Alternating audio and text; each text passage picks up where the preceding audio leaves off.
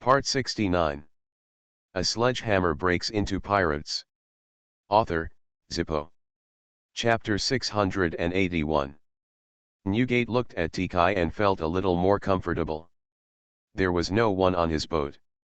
This Tikai, it might be of great use. He has strength. Although he doesn't know what level of strength he has, it's good to have this foundation. If he eats another devil fruit, he will be stronger. Yes, his character is also good. For so many years, he can endure loneliness, which proves that he is calm.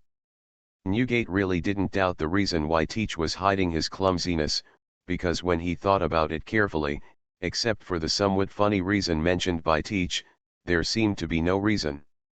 In fact, that was true. Teach had never done anything else to make Newgate suspicious. At the same time, the dark fruit he was pursuing was not on Newgate's ship. So he seems to be such a clumsy person that he really has no other reason besides the reasons he gave. And being able to dissuade the war also proves that this guy Tikai has a good situation and knows that the situation is not good for them. Now, he is even more willing to go to Avalon to plead guilty and resolve this crisis. This means that Teach is a responsible person. Someone who is willing to take responsibility for the Whitebeard pirates. Newgate didn't know that Teach was still thinking about the devil fruit.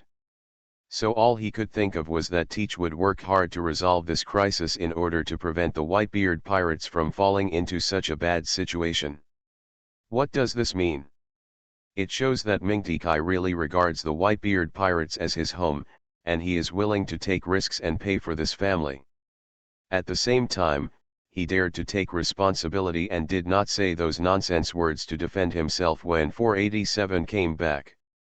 In short, at this time, Newgate's original thoughts about Teach were all changed by Teach's few words. Before, he was angry that his son had caused big trouble. Now, he felt that maybe this was an opportunity. Give the Whitebeard pirates a chance to decide their future. Before, Teach had no prestige. Even though he was an old man on the boat, he still had no prestige. If Teach went to Avalon now, ran for everyone, and worked hard to resolve this crisis, his prestige came. Thinking of this, Newgate looked at a few captains who were clear-headed and did not clamor for war. Marco, Izzo, Jaws. With the help of people like them, it's almost enough. Yes, Newgate thought at this time, if Teach went to Avalon and settled these matters satisfactorily, then he could start to train this bastard son. Because this also proves that Teach's ability to do things proves that he is not a brainless fool. The Whitebeard pirates can no longer withstand the leadership of a foolhardy man. They know the basics, are trustworthy, have pretty good strength, and can accumulate prestige. With the help of Marco and others, even if they cannot lead the Whitebeard pirates to new highs in the future, they can still maintain their status, right? This will be a trial for Teach. If Teach can get through, Newgate is ready to try and see if Teach can shoulder the future of the Whitebeard pirates. Perhaps for Teach, there will be many dangers, and Avalon is also a dragon's pit and a tiger's den. But if you don't experience these dangers, how can you show your abilities? There is no such thing as a free lunch. This time, Newgate was cruel and wanted to take a gamble. It doesn't matter whether you keep your head low or not. Now is not the time to fight for morale and face. First, he wanted to avoid a war and prevent the Whitebeard pirates from falling into such a desperate crisis. Second, we need to use this as a test to measure Tikai's pattern, ability, and courage. Both are for the future of the Whitebeard pirates. So, what reason does he have to fight for this morale?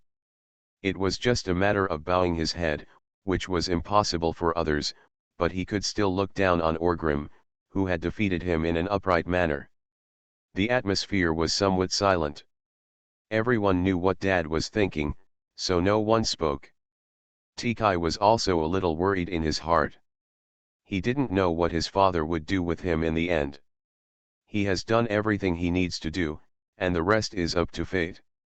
After being unlucky for so many years, he should feel a little better, right? Just when Teach was thinking about these messy things, Newgate spoke. Teach, Newgate called to them. Don't cry, Dad, I'm here, Teach quickly responded. Bing, pack your things, go to Avalon, finish things, and come back, Newgate said softly. Teach was overjoyed and did not worry about the crises and risks in Avalon at all. He knew that his opportunity had come. The opportunity he had been waiting for so many years had finally come. Going to Avalon would at least have the chance to get the dark fruit. At the same time, if this matter is handled well, it is estimated that when I come back, I will be very different from the past. Even though Dad didn't say anything explicitly, with Ticky's clever mind, how could he not feel anything? He wants to debut in the C position. I have to say, Teach is a great guy. Those excessive things he did on Beehive Island, when faced with these crises, he could quickly turn them into opportunities for himself. But at the same time, his gambler character is clearly revealed. As Orgrim said, he is a guy with abilities, character, means, strategy, and strength. This kind of person, if you take a step forward, is a hero. If you take a step back, you can also be a hero. It just depends on what opportunities he will encounter and what choices he will make. In the original story, Teach's choice was to kill his companions, betray the Whitebeard pirates, single-handedly destroy the strongest pirate group, and ascend to the top of the Four Emperors. There is no doubt that he is a pirate hero. But this time, he seemed to want to reach the top in another way. Did he choose the path of a hero? But, sometimes, when people are in the arena, they can't help themselves. Will Orgrim give him a chance to be a hero? Yes, Dad, I promise not to let you down, Tikai said without hesitation and accepted the job. Then, he stood up, smiled at the friends around him, turned and left. This walk was quite chic. And Whitebeard, the friends of the pirate group, seemed to have gained more respect for him unknowingly. Newgate did not pay attention to Teach anymore. He wanted to wait for a result. After thinking about it for a while, Newgate said, Marco, get my phone bug. Marco was stunned for a moment, but soon he brought the phone bug to Newgate. Newgate looked at the phone bug with mixed feelings, but in the end, a flash of determination flashed in his eyes. He reached out and fiddled with it twice, and called Orgrim. Meanwhile, in Avalon, Orgrim is sitting on a chair in the great library, holding a book in his hand and reading. What are you looking at? Robin's figure walked in from outside the door. After discovering Orgrim, he asked curiously. Nothing, Orgrim smiled, closed the book in his hand, placed it on the table beside him, and picked up the teacup. Robin glanced at it. The title of the book was The Life of the Admiral. Robin knew that this was not a biography of the Warring States Marshal. It is the biography of the previous Navy Marshal Cyborg Kong. It records many influential figures from previous eras, and also reveals some so-called secrets. Even Orgrim appears in it for a long time. But for Orgrim, who has personally experienced the corners of these eras and knows many secrets, this is just a story. He was simply bored and wanted to see how the Navy viewed those issues at that time from the Navy's perspective. What is your state of mind when making a decision? Want to be a Navy? Robin smiled and joked. Gee, ha ha ha ha, if I were to become a Navy, the Navy might be able to destroy all the pirates in the New World.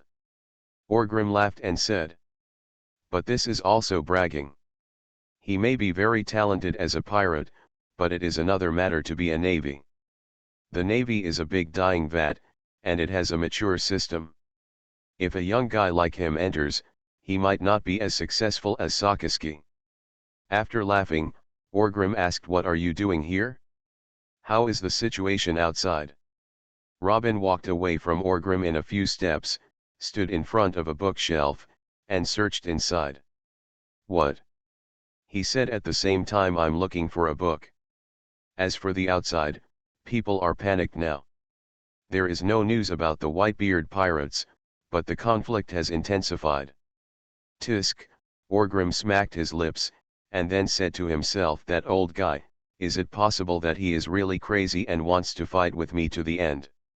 Although he is not afraid of anything, this does not suit Orgrim. Rem's interests and plans. Could it be that we are pushing too hard, and should we slow down first? Take a step back. Robin took out a book from the bookshelf, turned around and smiled. There is no way back. This kind of thing must be either not done, or must be done absolutely. Orgrim waved his hand and said without hesitation. As soon as he finished speaking, the phone on the table beside him started ringing. Orgrim looked down and said with a smile on his lips, I won this wrestling match. Robin also looked at the phone bug and said with some surprise, what a white beard.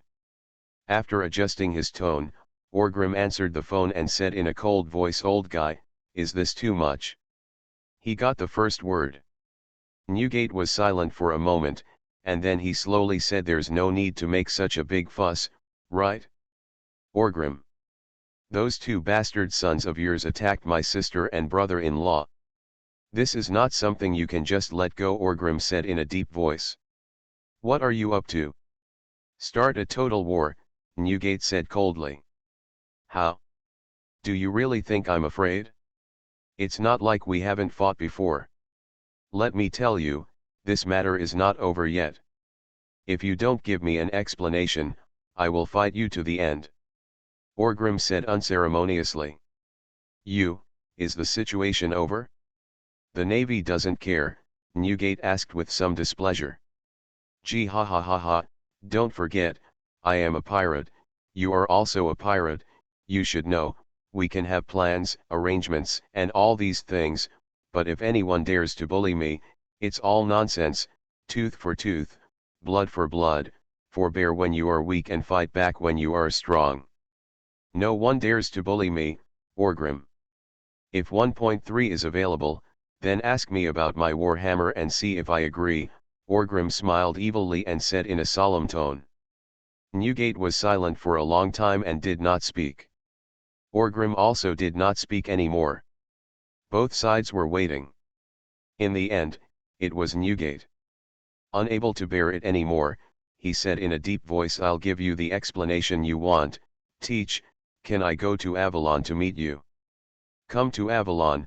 No matter how capable Teach is, there is no doubt that he will not be able to make waves in the hands of Orgrim. Newgate's words are already considered a statement, which basically means that you can do whatever you want. Disposal. Orgrim grinned. Sure enough, Teach is here? This is not beyond his expectation. As long as the secret fruit is in his hands, Teach, it seems reasonable to make this choice. Ken. Orgrim said with an evil smile. As soon as he said these words, the cold atmosphere of confrontation between him and Newgate dissipated. Bastard, nothing too outrageous happened, please give me some face, Newgate said in a slightly more relaxed tone. Don't worry, if I get my face back, your face will be given to you naturally. Orgrim smiled and said. However, the two of them were not interested in saying anything more at this time. Although the relationship had eased slightly, they still felt a little uncomfortable in their hearts.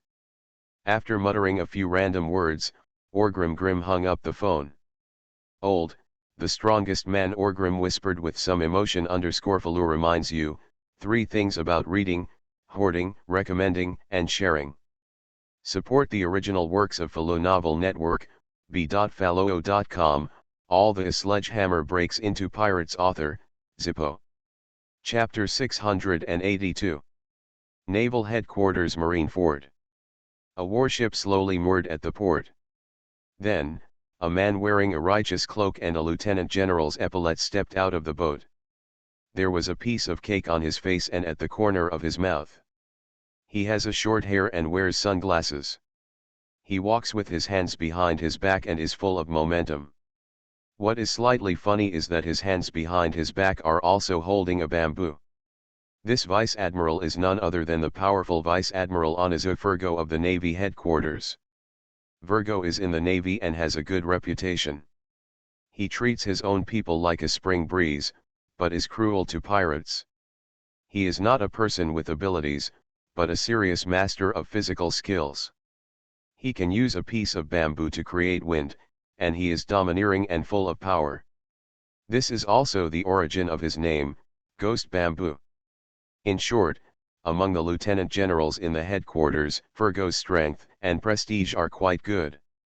However, this seemingly righteous naval vice-admiral is actually a member of the Don Quixote family.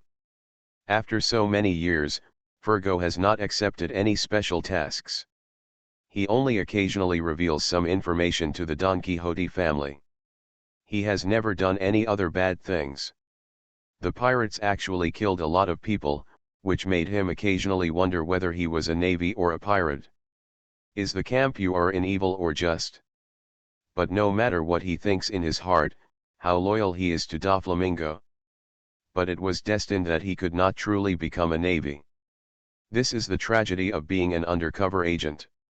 Once he has any thoughts of betraying Doflamingo, Doflamingo can casually release some evidence, and the navy can kill Virgo without him having to do anything. Eternal hell, that's all. Of course, Virgo has a good attitude and looks like a humble gentleman. In fact, he really doesn't think of himself as a Marine. To him, this was like a role-playing game. No matter how heavy or light it is, he can still hold it. After walking a few steps on the port, I saw another lieutenant general. His face looked a little ferocious, and there were a few scars on his face. He looked very iron-blooded at first glance. Pitbull Doberman. This guy's reputation among the Navy is not as good as Virgo's. Privately, many generals called him a mad dog. His name as a fighting dog also comes from this: he bites whoever he catches. However, Doberman has a lot of backers. He is a Hawk member and a key member of the Navy, and he is very respected by Sakaski. Like Sakaski, he also believes in absolute justice. After seeing Virgo, Doberman walked up and said with a forced smile on his scarred face back. "Well, just arrived," Virgo responded softly. "No one alive?" Doberman saw that there seemed to be no prisoners on the Virgo warship, so he asked. Virgo smiled a little this time, and said with a cold smile on his lips, "The dead pirates are the best pirates, aren't they?" "Ha ha ha ha ha ha, you are right." Doberman laughed. "Virgo, this guy, has been in the Navy for so long, but he is very ruthless in his attacks. When he attacks pirates, he almost never leaves anyone alive. It's not that he also believes in absolutes, justice and the like. It's just that this guy is really ruthless and wants to vent the darkness in his heart by killing pirates. At the same time, this is also a way for him to protect himself. The more ruthless he kills, the less likely anyone in the Navy would doubt him. But his performance, in the eyes of many naval admirals, is undoubtedly the iron-blooded style of a naval hawk. After all, those under Sakaski's command, like Virgo, there are also almost no survivors left. "Are you waiting for my daughter here?" Virgo asked. "Didn't you say that you want me to introduce you to General Sakaski?" "Follow me," Doberman nodded and said. Virgo was a little surprised. So fast? Before, he had no intention of forming cliques. He knew that in his line of work, there were no tasks. In this case, he would make many mistakes and do nothing. He should be honest and do his duty. On the contrary, it is very safe. So no matter what doves, hawks, or neutrals. Alone. It's just a major suspicion of being a hawk. But this was a matter of his style. Before that, he had not had much contact with the hawkish naval generals. Until not long ago, his young master gave him a small task. That's gaining Sakaski's trust. He asked what he wanted to do, but his young master only said that this was Master Chui's arrangement, and the rest was not clear. Will didn't ask any more questions. It is really difficult to gain the trust of Porisalino or Kuzan. Dan Sakaski. It's not much simpler, because he is a vice admiral with a very hawkish tendency. Sakaski has long known that there is such an absolutely righteous navy like him. But seeing that he didn't make any movement, with Sakaski's pride, he couldn't just make friends with him casually. Moreover, Sakaski actually doesn't like to engage in these clique-like things. Most of the Eagle Navy was formed and joined naturally. Most hawkish navies have a blood hatred for pirates. This is also a characteristic of the hawkish navy. Anyone whose family has not been harmed by pirates seems to be in trouble. This is the advantage and disadvantage of the hawkish navy. The advantage is that today is the era of great pirates. Pirates are rampant and they are harmed by pirates. There are many people joining the navy, and there are always two who can stand out. Therefore, the Eagle Navy grew rapidly. The disadvantage is that these guys are too fierce. Sometimes, if Sakaski doesn't show up, he really can't control them. Most of those who violated military discipline and caused large-scale casualties were committed by their hawkish navy. Very wild. After keeping up with Doberman's pace, Virgo felt a little strange. He was fast, a little too fast. He originally thought that this matter would take some time to get done. After all, it seems that the lieutenant general and the general are not far away and can meet at any time. But in fact, the gap is still huge. In particular, Sakaski is not easy to get along with. The gap is even wider. So Virgo really didn't expect that. He just mentioned it casually, thinking about where else he should work hard, and it seemed that the matter was settled.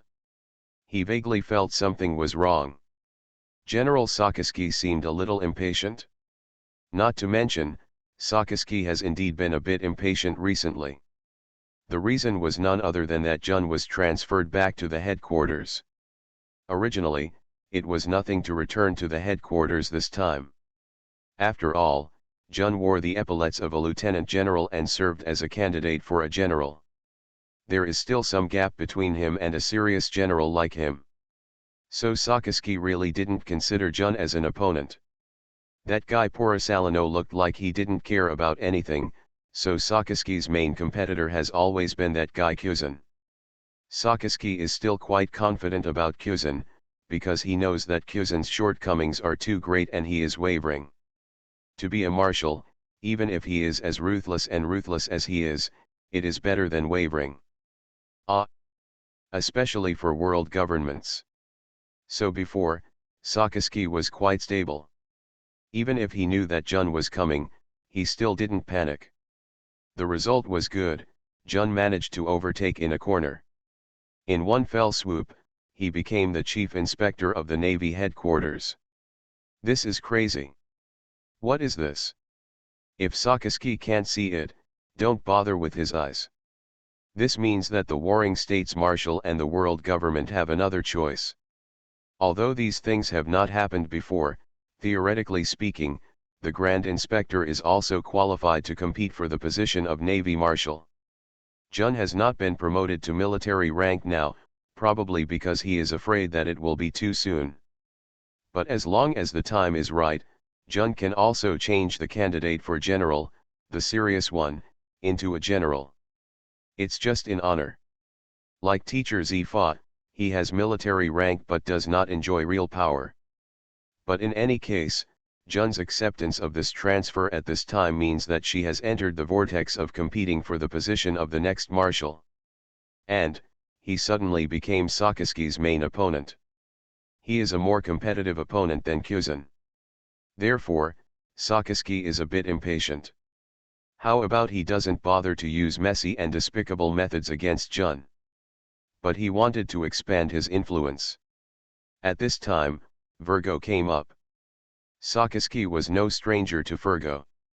After all, although Virgo was low-key, he had been working conscientiously in the Navy for more than 10 or 20 years. Sakaski had no doubts about his origins or anything. At the same time, Virgo showed his hawkish tendencies very early on. Such talents are actively trying to contact him at this time and intend to lean towards the Hawks. How could Sakaski push him out? What's more, they are a hawkish navy, and because of their tough style, they often don't care about the life or death of their colleagues when fighting, regardless of casualties. Therefore, the reputation among the Navy's grassroots is not very good. But Fergo is different. He is a rare lieutenant general who has a hawkish tendency but has a good internal reputation. Such a person will have a greater impact on Sakaski. He can spread his influence well to the grassroots. Therefore, when Virgo revealed his intention to seek refuge with you, Sakaski was ready to accept it without saying a word. Sakaski's courtyard is very large, and he is sitting cross-legged on the ground of his house with a flower pot in front of him. Like Queen Stussy, he also has a hobby in gardening. However, Queen Stussy likes to trim those worthless weeds and has not purchased any expensive flower seeds. The potted plant in front of Sakaski looks very valuable. But what's a little embarrassing is that this guy's gardening seems to highlight his character, which is square and upright. The same was true for what he pruned. A good potted flower was made straight by him without a single bent branch. It looked as if he could feel Sakaski's wool. Upright. It was Virgo's first time in Sakaski's courtyard, and Doberman looked familiar. After passing through the courtyard gate, Virgo soon saw Sakaski, who was carefully pruning potted plants. Sakaski also heard the sound, turned his head and took a look, and immediately stopped what he was doing. "Come in and sit." Sakaski nodded to Virgo and Doberman. Doberman seemed to be very familiar with Sakaski, so he went in without being polite. Virgo didn't hesitate and followed him up. After sitting down, Sakaski was very polite and poured them both a cup of tea. The tea was very bitter, as if this admiral was like this in everything he did. He is always tempering his willpower. "Virgo, I noticed you a long time ago and admired you very much. What do you want to say to me, Doberman?" Sakaski went straight to the topic. There were no twists and turns at all. "Okay, okay." Virgo didn't bother to comment on him, and nodded. "Thank you, General, for your appreciation. Times are changing, and so is the Navy. I can already see some of the future clearly. I think now is the time when the generals need me and I need the generals." Sakaski's brows raised slightly on his resolute face, and he said softly, "What did you see?" "The struggle between various factions for the position of marshal is about to begin. Under this situation, no one among the senior Navy generals can escape from this spiral. If they don't take sides now, no matter who wins or loses, they will have no chance to take sides in the future," Virgo said without hesitation. Sakaski laughed when he heard this. That stiff smile is really a bit unsightly. But he knew he had met a smart man. Yes, this is not the past. Back then, only one person, the Warring States General, was qualified to be a marshal. Therefore, the Navy's transition was smooth. This time, it will be a power struggle within the Navy. There may not be blood, but the struggle is still very cruel. If you don't take sides now, there won't be any in the future. It's reasonable. As soon as the Navy undergoes a change of ranks, many of the current headquarters lieutenant generals may be sent to branches to move positions for the others. This is the disadvantage of not having a team." He didn't ask Virgo why he chose him. Is there any need to ask? With his style of leaving no one alive at all times, the neutrals and dubs will not be happy with him. "Virgo, you can only choose yourself." This is a good thing for him, Sakaski. "Very good." Sakaski nodded and said very calmly. There were not many words, but from today on, Virgo will be labeled as Sakaski and join the Eagle Navy faction. Feel remind you, 3 things about reading: save, recommend, and share. Support the original works of Follow Novel Network, b.fallow.com. You are listening to Novels at Bless Up channel. Wish you happiness and luck. How do you feel about this novel? Please like and leave a comment. A sledgehammer breaks into pirates. Author, Zippo. Chapter 683. Sakaski is destined to be a soldier of the iron-blooded faction. Therefore, his character is very resolute. This also destined that his reception would not be very attentive. Being able to give Fergo a cup of tea is already considered as someone who values Fergo very much. Sakaski's straightforward personality also prevents him from talking too much nonsense and hypocritical politeness. After saying what needed to be said and confirming what needed to be confirmed, Sakaski saw off the guests. After following Doberman out of the courtyard, Fergo still had some doubts in his heart, but he was also sure of one thing, that is, the power struggle within the Navy had indeed begun. At present, everyone should be competing for advantages, and it has not reached a particularly fierce point. But this power struggle is something the Navy has not seen in decades. In other words, no matter how powerful Sakaski and others are, their strength can easily destroy the world. But in fact, everyone is a novice in this kind of struggle. As for novices, one thing is destined. They will be rough and unscrupulous in this kind of struggle. In fact, this is also the case in the original story. The internal power struggle in the Navy became so intense that it required blood. The two generals completely broke up with each other, and the Doves and Hawks were directly separated. As a result, after Sakaski became marshal, internal factional struggles remained serious. Before the Battle of Marshals, Sakaski and Kuzan fought hard and even broke Kuzan's legs. Sakaski must have felt bad too, as evidenced by the horrific scars on his shoulders, neck, and face. After that, General Kuzan quit the Navy directly. This is a rough internal power struggle in the Navy. It is no longer limited to a certain category, it is directly a knife. After the Marshall War, Sakaski took office. In fact, because of the Marshall War, the Doves and Hawks completely fell out. The newly promoted General Fujitora smiled, undoubtedly joining the Dove faction. Then, he ignored military orders and completely destroyed the dignity of the Navy in Dressrosa. Previously, Navy generals had to be guests no matter where they went or which country they joined. Fujitora smiled and kowtowed directly to the royal families of the participating countries to apologize. He may have good intentions in his heart, but in fact, he destroyed the powerful majesty established by the Navy. Sakaski asked him about his face, which may seem unimportant, but is actually very important. Then, Sakaski's revenge came extremely strong. As a naval admiral, Fujitora smiled, but he could not enter any naval base, so he was forced to become an exiled Navy by Sakaski. This series of changes has never happened before, and no marshal or general has collapsed to such an extent.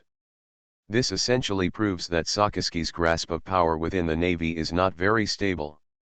The root cause of all this is that they were all novices in the martial battle, and the methods they used were too fierce, breaking the Navy's traditional struggle model, completely tearing apart their faces, and severing the tacit understanding within the Navy. At this time, Fergo naturally couldn't think of so many things, and it was impossible for him to think of them. I just noticed keenly that the Navy was different. When will this storm break out? He didn't know, maybe, it would be after the war was over. At that time, it was still unclear where he would go, and it didn't make any difference to think about it now. You still have to find time to report this matter to the young master and tell him that you have completed the task. However, Marineford's intelligence confidentiality level is now very high, and all outgoing phone calls will be monitored, so Virgo is not ready to report it now, so there is no need to be in such a hurry. In a few days, after finding a similar crusade mission and sailing the warship out of Marineford, he would report back. With these things in mind, Virgo walked out of the Sakaski general's residence. The general is always like this. He looks very cold. In fact, he takes good care of us subordinates. Now, we are our own people. Come on, can I buy you a drink? Doberman smiled and patted Fergo on the shoulder. Fergo then put away his divergent thinking and said with a smile on his face, "Okay, let's go have a drink together." He knew that this was what Doberman was going to show to the outside world. Vice Admiral Gizu Fergo, who announced the Navy headquarters, has become another backbone of their hawkish Navy. This kind of wine, Fergo cannot refuse, otherwise, will cause the Hawks to distrust him. A whirlpool of power struggle has begun to brew. This time, the Navy has undergone new changes. Do you know what it will develop into? Will it be more fierce? Or will it be slightly peaceful? Eternal Night Sea Area Avalon. Avalon and the surrounding sea area, including the 5 islands brought over by the boss. Together. This area has maintained a spring island climate for many years. It is very pleasant, neither cold nor hot, and extremely warm. It is a rare climate-stable area in the New World. But today's Avalon is a little unusual. It snows here, but it is not heavy.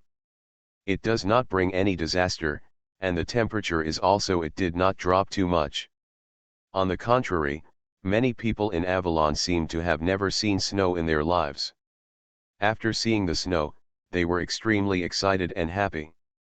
After a while, the entire Avalon was covered in a layer of silver. The people coming and going also had surprised smiles on their faces. At the same time, in the port of Avalon, a small boat flying the flag of the Whitebeard pirates arrived. During this time, the sea was violent at first. After being provoked by the Whitebeard pirates, the Warhammer pirates showed their strength and power without saying a word, and decisively made preparations for war. Everyone on the sea was frightened. The bastards in the New World didn't dare to take the risk. They were afraid that at this time, they would offend the king of the New World again, and let the king of the night pull out his head and cut off his head as a sacrifice to the war. But soon, these violent atmospheres dissipated, and the two pirate groups, which had been gradually conflicting with each other, disappeared at the same time. This made many people very confused. What was this for? A joke? I didn't keep everyone waiting for too long. New news spread vaguely. The Whitebeard pirates bowed their heads and sent the culprit to Avalon. This time, even if the war does not start, the Warhammer pirates' position in the New World has become more stable and stronger. The concept of the 4 emperors was shaken again. Previously, even the Warhammer pirates had defeated the Whitebeard pirates, who were also members of the Yonko pirates. But in fact, around the world, especially in the New World, it is still believed that the 4 emperors are unable to help each other. Otherwise, why didn't Orgrim just kill Whitebeard? Destroy the Whitebeard pirates? Naturally, they don't understand the deeper information inside, so they can only make random guesses. Orgrim didn't care at all. But now, when the Warhammer pirates become serious and the King of the Night becomes angry, even the most powerful pirate group has to bow its head quickly to avoid offending the King of the Sea. At this time, the concept of the 4 emperors was completely shaken. Even people as powerful as the Whitebeard pirates dare not bare their teeth against the Warhammer pirates in the New World. This has proven everything. The Yonko is still the same Yonko, but Orgrim is no longer Orgrim. Tiki walked off the boat, even though he had already made up his mind. But at this moment, after stepping on the land of Avalon, he was still somewhat nervous. Avalon at night, amid the snowflakes, shows its prosperity and adds a different flavor. Teach's eyes were also curious. He had been to Avalon, but it was many years ago. At that time, the place had not yet been occupied by Orgrim and became king. The Avalon at that time was completely different from the Avalon he saw now. Even without a deep understanding, Teach could intuitively feel Orgrim's ability in these matters. Even if he's not a pirate, he can surely accomplish great things, right? Teach thought in his heart. He hadn't even taken 2 steps out of the port pier when the Warhammer pirates arrived. With a chilling air, they were the black-robed pickets. Rengar. Although many people from the black-robed picket team have gone to the Golden City to work as security guards. But in fact, Avalon still maintains a lot of this kind of special troops.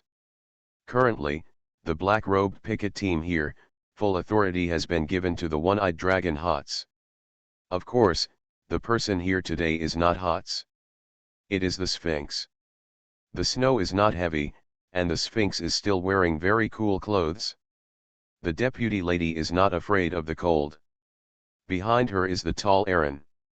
Yes, after Sphinx came back, he immediately transferred Aaron to his subordinates and became her younger brother.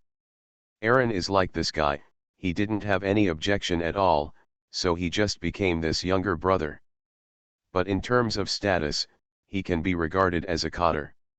Now in Avalon, he can also be called Brother Aaron. What kind of tiki are you? The Sphinx raised his eyebrows, his tone was very impatient, and he looked at Teach arrogantly and asked. 0.0. This guy Tiki is very thick-skinned. He showed a naive smile and said, it's me, I'm Marshal ID Tiki. I can't tell, you are quite brave. You even dare to offend Neiman and Dover. The Sphinx smiled evilly and put his hand on the revolver hanging on his waist. Teach was shocked.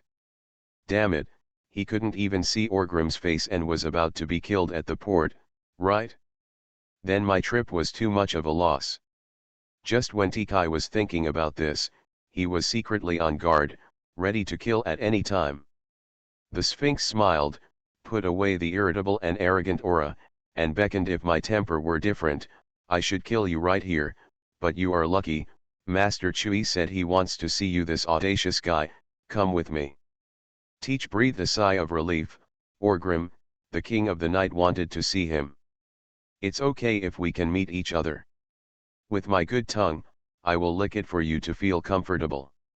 Thinking about it now, I actually feel a little regretful. If I had known that the dark fruit would fall into the hands of the Warhammer pirates, I should have thought of a way to say goodbye to my father and try to hang out with the big boss Orgrim. There is no doubt that Teach is a rough guy.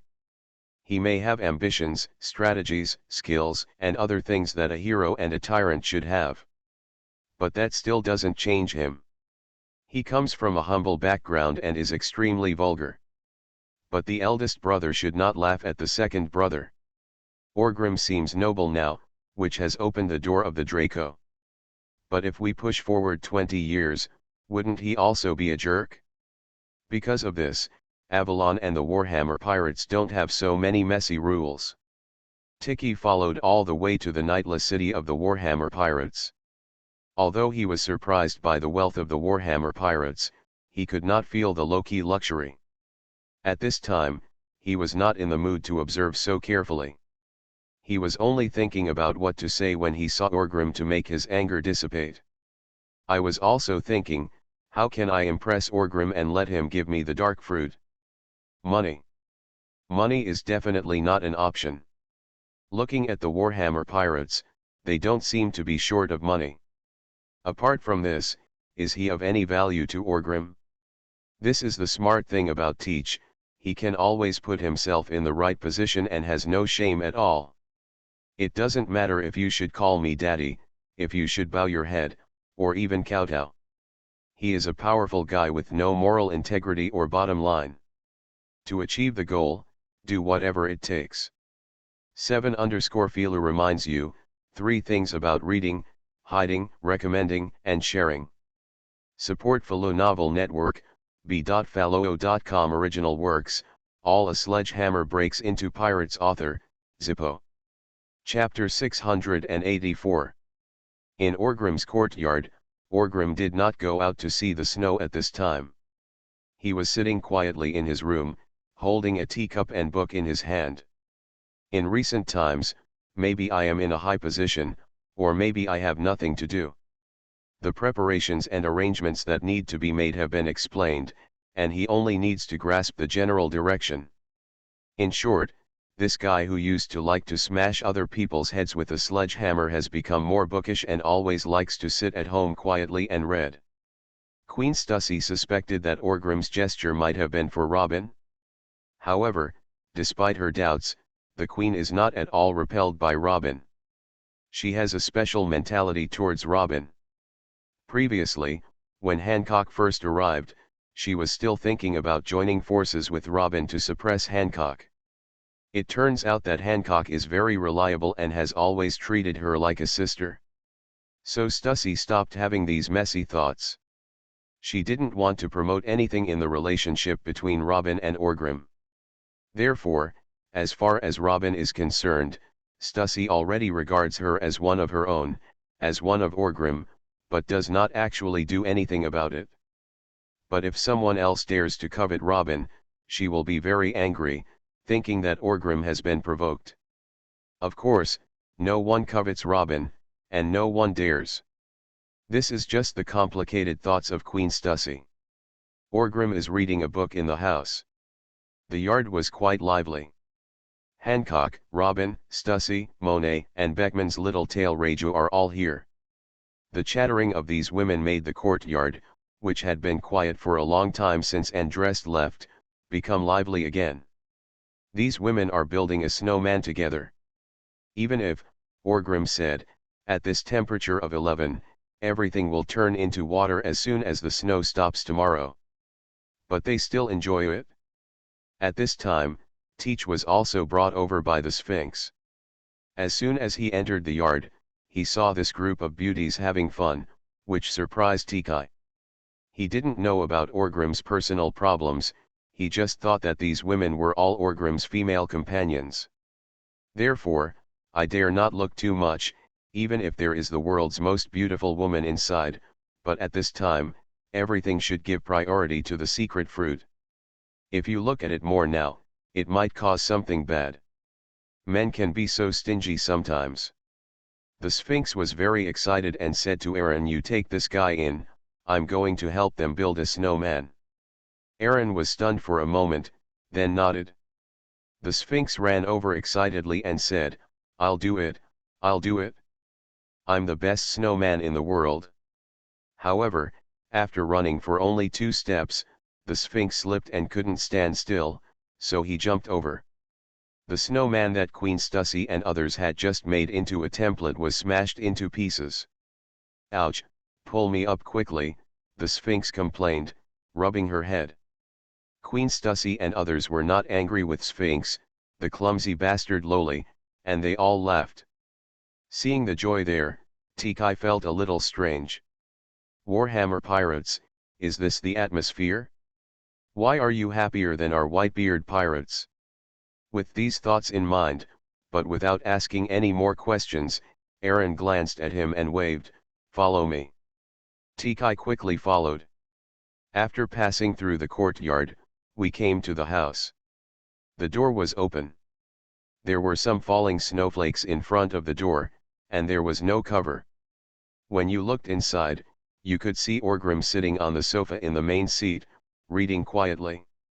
This made Teach a little surprised again. No. In the early years, the name of this Mr. Hammer, it doesn't match the current appearance. Enslavers of civilization, destroyers of culture, and enemies of mankind. What do you do with the appearance of a cultured person? But it doesn't look like he's pretending. If you think about it carefully, with the identity of Mr. Chui, there's no need to pretend, right? Who are you showing off to? These are all his own people, how can we still know what he looks like? 20 clothes for yourself. That's even more of a joke. Although Tachi is very ambitious, in reality, with his current identity and status, it's nothing. Does he need this big boss to show off? Come to think of it, the external rumors may be wrong. Yes, if this king of the night is really just a reckless man, how could he have achieved such a great reputation? Then what are the others who are not as good as him? Rubbish, Teach thought in his heart. Just when he was thinking about this, Aaron said, "Master Hammer, Marshal ID Teach brought." Without raising his head, Orgrim hummed softly, and then said, "I know, go and do your work." Aaron smiled, responded, turned around and left. Orgrim remained unmoved, sitting there quietly reading a book. This time Tiki was very happy. What is this? What should I do? Go in? It seemed inappropriate to go in. After all, the boss didn't say anything. After thinking about it, he was no longer in a hurry, and stood quietly at the door of the house, as if he was guarding the door for Orgrim. Not squinting, not moving. The wind and snow seemed to be a little stronger, and after a while, a layer of white snow covered Tiki's body, as if Queen Stussy and the others had built a snowman and the snowman had grown on its own. Orgrim looked at the book in his hand with relish. After an unknown amount of time, he finished drinking the tea in his hand. Only then did he come back to his senses from the book. He put the teacup down and started filling it up. It was as if it was only then that he remembered what Aaron said just now. He raised his head and looked at the door. Sure enough, Tiki, who looked a bit fat, was standing at the door obediently as a snowman. After closing the book in his hand, Orgrim picked up the newly poured hot tea, took a sip, and said softly, "Come in." After hearing this, Teach felt as if he had been granted amnesty, and quickly moved a little. With a stiff body, he was just about to lift his legs and step into the door, but then he thought of something else. He quickly shook off the wind and snow on his body, and then entered the house. Without speaking, Tiki knew that he didn't need to introduce himself in any superfluous way, so he should quietly listen to what the big boss had to say first. "Tiki, for so many years, you have been keeping a low profile in the Whitebeard Pirates and have not been able to show off your strength.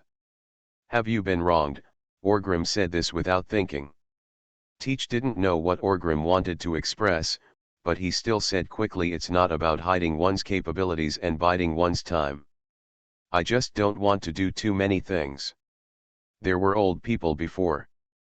Dad is here, you don't need me at all." Before he even finished speaking, Orgrim waved his hand casually. There was no aura displayed, and even Teach could not feel the aura of a strong man from Orgrim at all. But he just waved his hand and instinctively closed his mouth. For a moment, Teach seemed to understand something. From the moment he saw Orgrim, he had been affected by his invisible aura. Even, unconsciously, there was no resistance to him. Is this the man who has reached the other side and stood at the end of his strength? "Do you think I will be as dim as Newgate?" Orgrim sneered. This smile made Teach even more nervous. It was not that he had never seen Orgrim before, but now, when he came to see him alone, he understood Orgrim. Grim's power. You stood there without moving, but the aura of unwillingness to be lonely and ambitious was already coming in. "Tiki, you are not like you said, you don't want to do too many things. You are an ambitious person. Hunter, in your heart, you are just waiting for your prey. People like you are very dangerous." Orgrim took a sip of tea and said. Teach was shocked. Was Orgrim deceiving him, or had he really seen it? If he had really seen it, then the king of the night, is it too terrifying? It's not the terrifying strength, but the terrifying vision. I have no contact or communication with him at all, but I can tell that I am unusual with just one glance. Tiki still doesn't know what to do at this time. He didn't dare to say anything, so he didn't dare to speak carelessly. In his mind, he had completely overturned his previous thoughts and was weaving new plans and strategies to deal with Orgrim. "What is your prey?" Orgrim suddenly asked. Tiki swallowed his saliva, forced a smile on his face and said this. "Dark fruit," Orgrim answered without waiting for him to explain. Tiki was shocked again, but soon realized that it was normal for him to be discovered. After all, he had already robbed it. "Your courage is really extraordinary. You dare to snatch the goods from my hands," Orgrim said in a very calm tone. Tiki was so confused at this time that he didn't know what to say. "None of the drafts I made before were used." Orgrim's momentum was too strong, and he had always controlled the rhythm of the conversation. Thinking of this, Tiki had a look of determination in his eyes, made a snap sound, bent his legs, and knelt directly on the ground. "Mr. Chui, it's 277 that I'm crazy. I have the audacity to steal your goods and make a big mistake. One person does the work and one person is responsible. Just let our two families have a bigger misunderstanding," Teach knelt down and said quickly.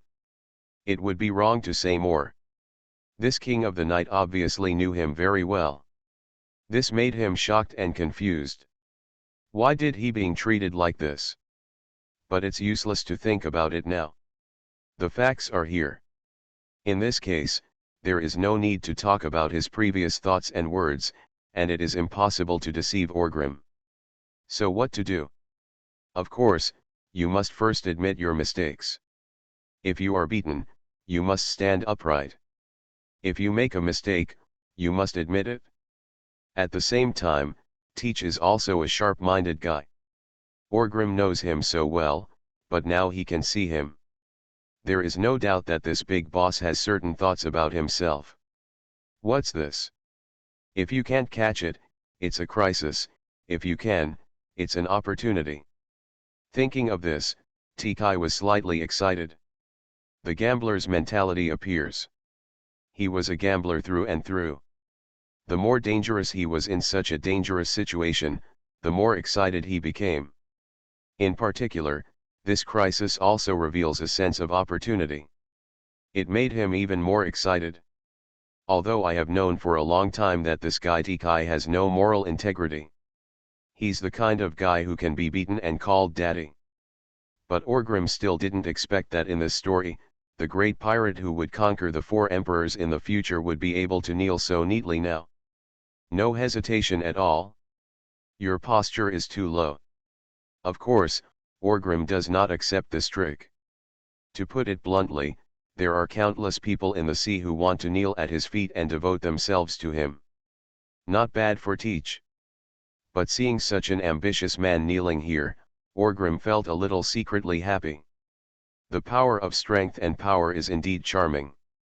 Calm my anger, he, Teach, you are very smart, Orgrim said with a smile. Teach lowered his head, not daring to look at Orgrim, and didn't know how to answer the question. The Whitebeard pirates seem to be strong now, but they are in danger, suffering from internal and external troubles. There is no successor, right? Orgrim smiled evilly. Falu reminds you, 3 things about reading: hide, recommend, and share. Support the original works of Falu Novel Network, b.faloo.com. A Sledgehammer Breaks into Pirates. Author, Zippo. Chapter 685. Listening to Orgrim's words, Teach quickly said, "That's almost it." He didn't hide anything. In fact, many big guys can see that the Whitebeard pirates are the current embarrassing situation. Although he is strong, he also has too many weaknesses. At this time, Teach was also speculating on Orgrim's thoughts. Does this boss want to destroy the Whitebeard pirates? Or annexation? Is this why he met him? Use your own hands to control and master the Whitebeard pirates. You should know what Avalon Newgate expects from you this time. You are a smart person after all. Orgrim said with a smile. Is that so? Are you trying to take advantage of me? Tikai thought in his heart. Yes, Tiki still quickly admitted it. He didn't dare to use his glib words in front of Orgrim, deceiving the king of the night like he did Whitebeard. This is very good. To be honest, I don't like any of you Whitebeard pirates. Marco is not enterprising and his personality is too comfortable. Apart from him, other people like Jose, although they are all powerful guys, none of them can take on big responsibilities. If only you, the Whitebeard pirates, had someone like Beckman, Newgate would not have reached this stage, Orgrim said softly. Tikai also quite recognized it in his heart. There is a problem with the system of the Whitebeard pirates. Although they are all as close as a family, they are ultimately maintained under the command of their father. Dad is the foundation of the Whitebeard pirates. This is normal. For any powerful pirate group, the captain is the foundation. But the embarrassing thing is that the Whitebeard pirates cannot continue. More importantly, you can't do things like the Warhammer pirates. Look at Orgrim. As a captain, he has nothing to do, because he has trained people who can do things for him. He is not the kind of person who only knows how to fight and kill. But Newgate has not cultivated him. Just when Teach was thinking about this, Orgrim said again, but you are different. You have enough strength, ambition, and more patience. From the time you dare to come to Avalon to see me, 733 shows that you have courage and confidence. At the same time, you have won the trust of Whitebeard, and your strategies and methods are also excellent. People like you are just one chance away. When the opportunity comes, ride the wind and rise. It is not impossible to be on an equal footing with me. Tikai was shocked in his heart, and at the same time he said quickly, in this sea, I don't think anyone can be on an equal footing with you.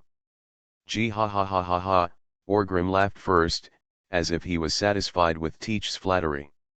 After laughing, Orgrim asked maliciously, not even your father?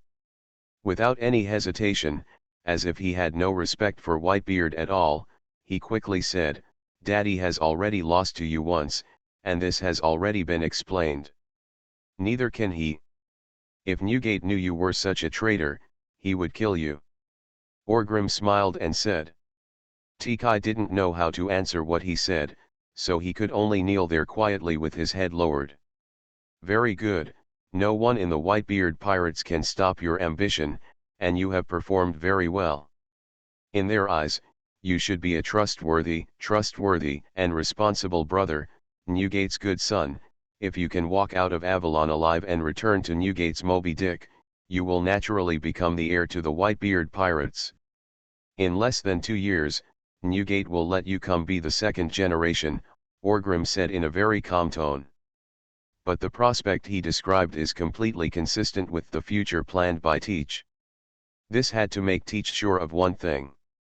That was that the King of the Night had really seen through him and was not deceiving him. As the second generation, you must want to show off your talents. Do you think you will become a threat to me? Orgrim asked with a smile. Hearing this, Teach wanted to say something, defend himself, or even express his loyalty. But when the words came to his lips, he couldn't say them out. Again, he didn't dare to deceive Orgrim. This guy who was full of lies didn't dare to lie in front of Orgrim at this time. Gee ha ha ha ha ha, the answer was already obvious before I even opened my mouth. Tikai, with you like this, do you think you can walk out of Avalon alive? Orgrim laughed and asked. This time, Teach did not hesitate and said directly, of course. Oh? What's the reason? Orgrim raised his eyebrows and asked. Because Lord Hammer, you need me to get out of Avalon alive. This is the only thing that matters. The rest are not factors that can affect this issue. As long as you need me, I can live, Tikai quickly explained. Although he had been seen through a lot and was extremely shocked in his heart, the more this happened, the more Tikai felt that the shadow of death was moving away from him. Orgrim saw all this clearly. But he still didn't kill him directly. This shows that he will definitely use himself to achieve certain goals. As long as you are worthy of being used by him, your life will be saved, right? Therefore, what Teach wants now is not to save his life, but to try to see if he can get the dark fruit from Orgrim. Before, he didn't have much hope, he just wanted to give it a try. But now, after hearing Orgrim's words, his heart became even more passionate. Kwei Wu. He is valuable and can be used. So shouldn't Lord Orgrim give himself some sweet treats? Seeing you are right, you can't die, get up. Orgrim took another sip of tea.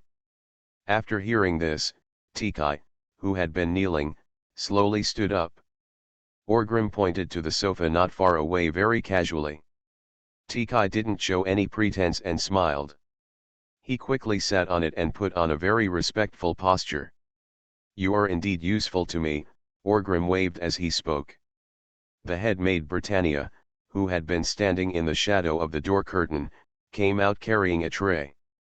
After so many years, perhaps she was gifted some secret skills by Queen Stussy, but the head maid still looks young and beautiful. Orgrim was also full of trust in her. What was placed on this tray was the dark fruit. The moment Tikai saw the dark fruit, there was a touch of greed in his eyes.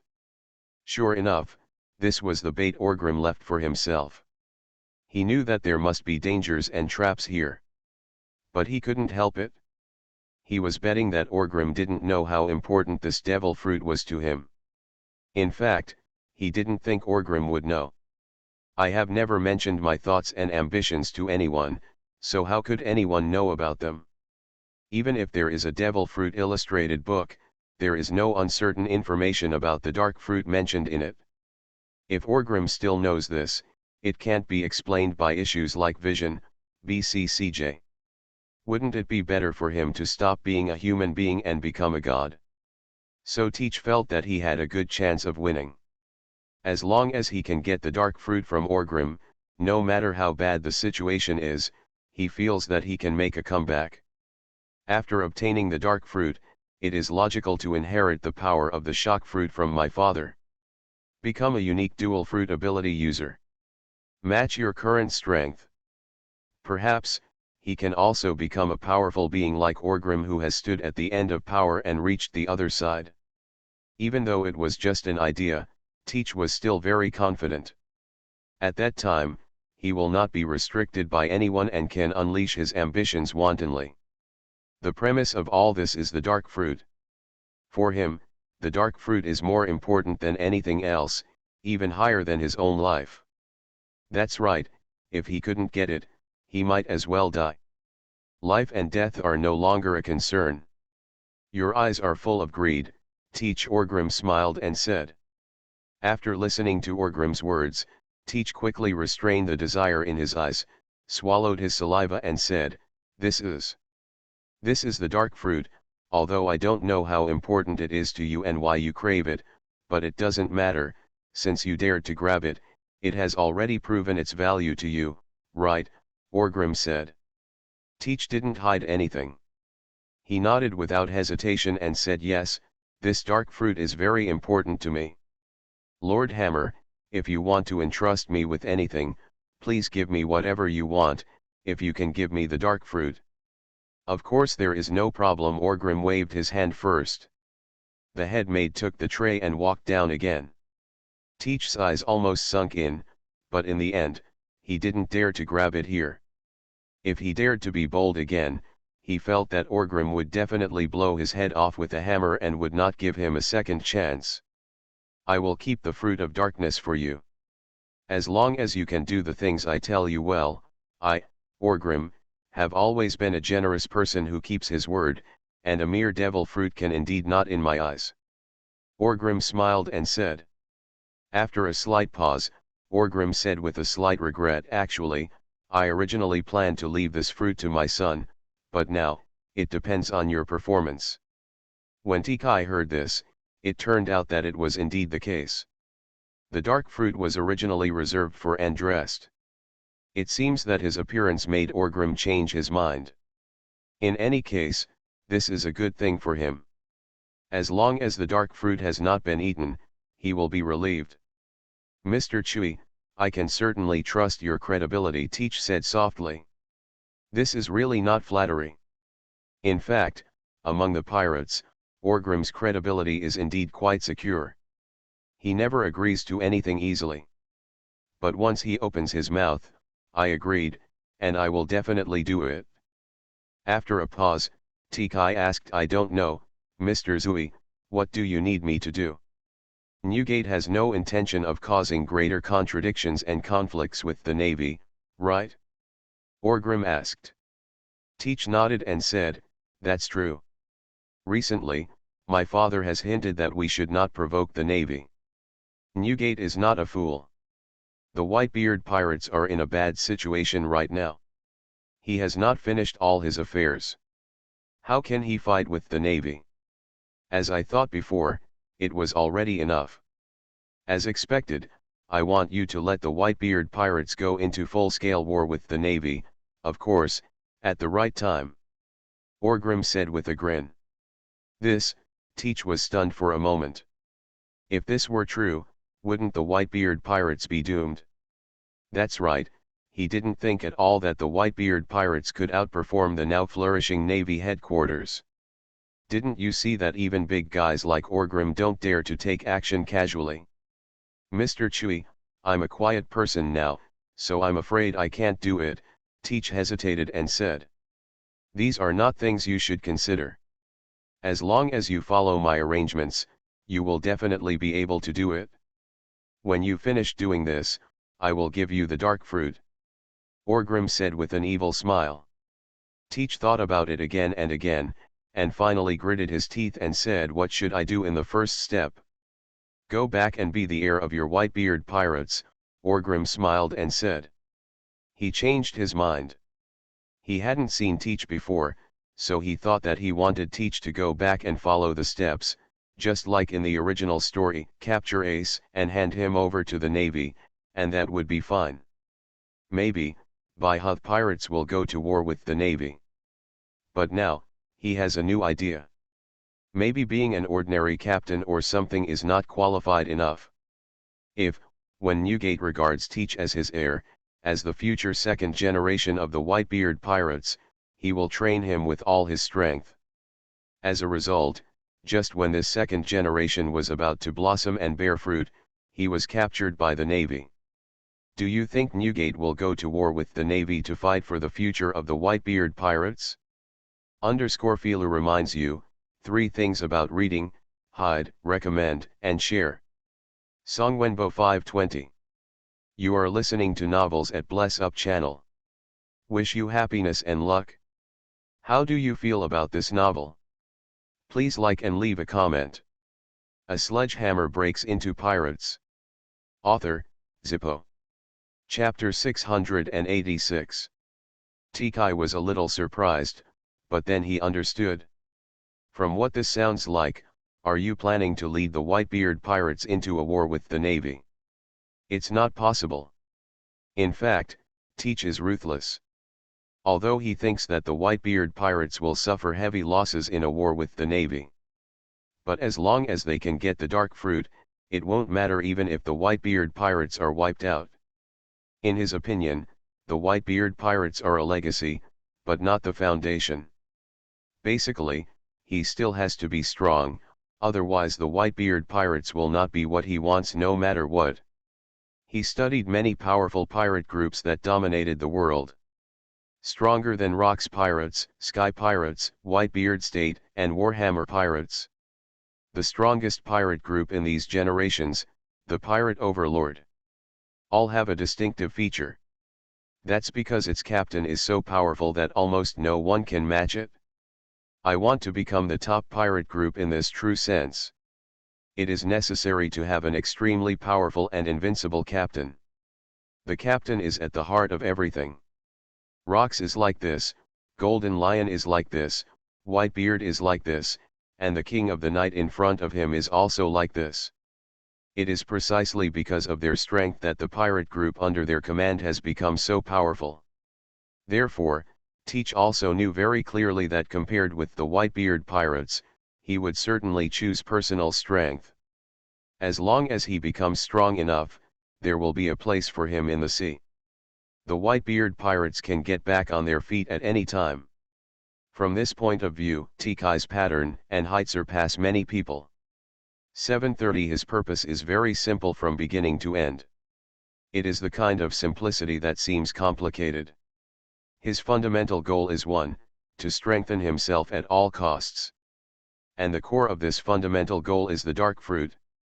He felt that as long as he could get the dark fruit, his personal strength would expand rapidly and even become invincible. By then, who would be able to cure him? But now, the dark fruit is in the hands of Orgrim. Well, he can't get it now. Maybe he angered Orgrim and was killed directly. So he can do whatever it takes to get the dark fruit.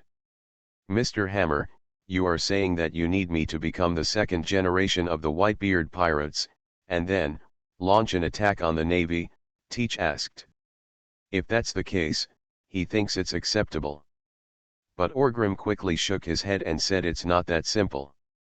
Without the white beard, you still look a little immature. It won't do anything. What I want is for Whitebeard to launch a full-scale war against the Navy, be my pioneer. Tikai was stunned again. I can't do it. Mr. Hammer, this is me. Teach didn't know how to explain it. Originally, I wanted to give you the task, and you could just figure out how to complete it. I only wanted the results. Now, I have other ideas. Teach, what can you do for the dark fruit? What's the situation? Orgrim asked with a smile. Teach said without hesitation, no matter what. Where is life? Orgrim asked again. Life, Tikai was stunned for a moment, and then a fierce look flashed in his eyes. No matter what. Gee ha ha ha ha ha, okay. Orgrim laughed loudly. After laughing, Orgrim said, you go back and be your heir. Perform well and let Newgate value you. Then at the right time, if you are caught by the Navy, what do you think, will go crazy and storm the Navy for you? He would even take the initiative to come to me to join forces. Teach. Was I caught by the Navy? What kind of operation is this? But although it sounded like a fantasy, if he thought along this line of thinking at this time, he could already imagine what kind of decision his father would make. There is no doubt that Dad will be furious and launch a war against the Navy to save himself. He even chose to actively join forces with Orgrim for this purpose. But I think about it, but this matter is too risky, right? Who knows if the Navy will capture him alive? What if he is killed directly? That would be so damn unlucky, right? Is this why you asked me the question about my life just now? Looking at Teach's confused expression, Orgrim said with a smile, don't worry about anything, I have someone in the Navy. As soon as Orgrim finished speaking, Tikai regained some of his thoughts. He seemed to have heard that this big boss had something to do with the Peach Rabbit in the Navy. But this relationship, is it iron or not? When the time comes, I will have you delivered to Sakaski, Ogum added. The Tiki people were all frightened. Sakaski. If you want to kill, just kill, why bother playing with me like this? Who is Natsu Sakaski? The representative of the Navy Hawks. He never shows mercy when he kills pirates, and it is not said that he likes to keep people alive. You said you were going to deliver me into Sakaski's hands. Is that any different from saying you were going to kill me in some other way? You might as well give me a good time. If Teach is still doubtful about the Peach Rabbit, Sakaski, Teach absolutely did not believe that Orgrim would have any cooperation or contact with Sakaski. There is absolutely no way that Guy Sakaski would have such hookups with pirates. In fact, not only many people within the Navy are aware of the power struggle in the Navy, but have already begun. Orgrim, the pirate, also realized this. When he first went to Maragio, he heard from Jun that he wanted to go back to the headquarters to do some work. Sure enough, it didn't take long for the Navy to change. Mamoto Jun, the former G-5 Naval Base Commander and Admiral candidate, was directly transferred back to Marineford, the headquarters, and was promoted to Chief Inspector of the Navy headquarters. Although Orgrim didn't know what was going on here. But I also know that Jun is really going to compete for this marshal position, and at the very least, he wants to get the position of general. This was different from his original impression of many things happening in the Navy. But there is one thing that is absolutely unmistakable. After Jun enters this power struggle, the battle for the Navy Marshal will be full of variables. Although he was not in the Navy before, Orgrim felt that Sakaski thought he was quite stable. But as soon as Jun enters, Sakaski will definitely feel a huge threat. This is a factional dispute within the Navy, a battle between marshals, and it is also an opportunity for Orgrim to cause trouble. Many things often start to collapse from within. The same is true for the Navy, and the same is true for pirates. As the scale grows, factions will inevitably arise. Not to mention the Navy, the Warhammer pirates also have factions. However, there were no fierce battles among the factions of the Warhammer pirates. The reason was that, unlike the Navy's martial succession was uncertain. But the future of the Warhammer pirates has been decided by Andrest. Moreover, Orgrim is his only son. No one has a choice, if only Orgrim had more sons, and all of them were talented. Just look, the Warhammer pirates are also going to be in this kind of problem. This is inevitable. Perhaps in the future, Andrest's descendants will have these problems. But Orgrim didn't care at all. Children and grandchildren will have their own blessings. Why does he care so much? If Sakaski wants to stabilize his advantage, he must take action. First, he must expand his influence. To this end, Orgrim asked Doflamingo to move the secret that he had buried for many years. Ask Virgo to take the initiative to move closer to Sakaski. Although I don't know how it is progressing now, I think Virgo will not mess up this simple matter. Then, it was time to use Virgo as a channel to deliver credit to Sakaski. Sakaski must also want to make a great contribution now. After all, Jun has a lot of merit. She is a strong general of G-5. G-5 previously served as an outpost for the Navy in the New World and made countless achievements, but Jun did not receive any promotion. That's because, since she is in G-5, there are no promotion channels for her. But it's different when she returns to the headquarters. All these will become her nourishment. Especially, during the last war, Jun captured Charlotte Lingling alive. Regardless of the twists and turns, this is the fact. No one can erase the fact that Charlotte Lingling is imprisoned in the Imperial prison under the Navy. On the other hand, Sakaski, due to the tone of the Navy, even if he was promoted to general, he has done nothing in recent years. But in fact, he did not achieve any major achievements. Nowadays, both Kuzan and Porisalino can accumulate meritorious service in the New World, while Sakaski is still aggrieved by the Sengoku guy who kept him in Marineford. This may not be because the warring states marshal had selfish motives and insisted on favoring Kuzan. But as a matter of fact, Sakaski really has no place to make meritorious deeds. He wasn't in a hurry before, but now that there's Jun, he must be in a hurry. Anxious to make meritorious deeds. Stabilize your confidence in competing for the marshal. This also highlights Sakaski's upright character. He will not think about using conspiracies or unflattering things to target Jun and Kuzan. He prefers to be upright. Speak with strength. This gave Orgrim an opportunity to take advantage of. Leave Teach, the second generation of the Whitebeard pirates, to Virgo, and let Virgo give advice to Sakaski. Sakaski may not kill Teach directly at the first opportunity. On the contrary, he should listen to suggestions and work hard to promote a plot using Teach as bait, a new top war against the Whitebeard pirates. Because this was his opportunity to make meritorious deeds, Teach's contribution was not considered a big one, but the Whitebeard pirates reached their weakest moment after they were defeated by Orgrim. It also happens to be a good opportunity to kill the Whitebeard pirates in one go. This is the credit of Po Tien. Whether this is a good thing for the Navy or for Sakaski personally. Moreover, don't underestimate the influence of a general. If Sakaski is really determined to do this, the success rate will be very high. Of course, there are certain risks involved. But if you think about it carefully, this risk has no adverse impact on Orgrim at all.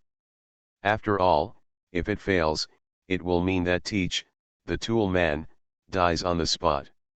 Anyway, when they arrived at Marineford and in the hands of Sakaski, Teach was either rescued or died directly.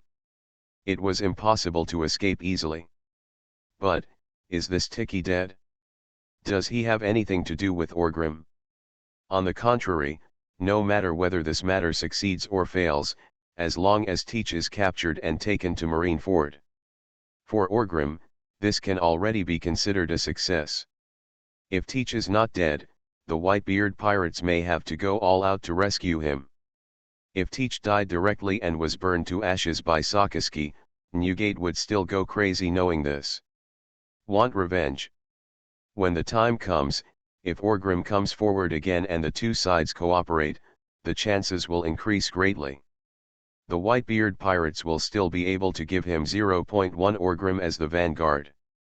Anyway, as long as the dark fruit is not released for the time being, Orgrim will definitely make a profit from this plan. At this time, Teach also calmed down, regardless of how outrageous Orgrim's words were, or how he would be sent to Sakaski's hands. Think it can be done at first. Then when he thought about it along this line of thinking, he instantly felt that Orgrim was too scary. As long as he relaxes and stands in line with Orgrim, the Whitebeard pirates had no choice but to be at the mercy of Orgrim. The difference is whether you die or not. This is definitely a high-risk job. If you promised Orgrim a narrow escape, but if you don't agree to Orgrim, it is estimated that if he listened to this plan, he would not be able to walk out of Avalon alive now. Orgrim would not let him go. Are you willing to agree first? Orgrim must still have a way to counter him. He can't be so stupid. There might be a gramophone hidden in a corner now. If what he just said were recorded, if my father could hear a word of it back home, he would become a lost dog. After much deliberation, it seemed that there was only one option available from the time he boarded Avalon. Follow Orgrim's path to the dark side, and with Orgrim's reputation, maybe he will actually be given the secret fruit. If you lose, you still think nothing of it. Think about whether you can keep your ashes. Danger coexists with opportunity. At this moment, Teach became excited. This is often the case with gamblers. Feeler reminds you, 3 things about reading, hiding, recommending, and sharing. Support the original works of Follow Novel Network, b.fallow.com. A Sledgehammer Breaks into Pirates. Author, Zippo. Chapter 687. Regarding the details, Orgrim naturally had no intention of explaining things to Teach here. In this plan, he only needs to be obedient, and he doesn't need to do the rest. At the right time, it is enough to be caught by the Navy by coincidence and trigger a war. So after saying this, Orgrim had no interest in Teach. It depends on whether this ambitious bastard is lucky enough to survive this battle. If there is, Orgrim really doesn't mind and gives him the dark fruit. He is a very trustworthy person. Although for pirates, reputation is nothing, but sometimes, it is necessary to distinguish. After all, Teach agreed to Orgrim and was willing to work for him. No matter what the purpose is, whether both parties are taking advantage of it, what will happen to Teach in the future? But it's a fact. If Orgrim goes back on his word and tries to trick others into working for him again, no one will believe him. Of course, this plan is very dangerous, Orgrim felt. How could it be possible that Yintang is a little dark? With his mind full of thoughts, he walked out of Orgrim's courtyard in a daze.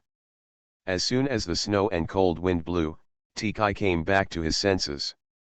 After this trip, although I saw hope of getting the secret fruit, it was indeed a near-death situation.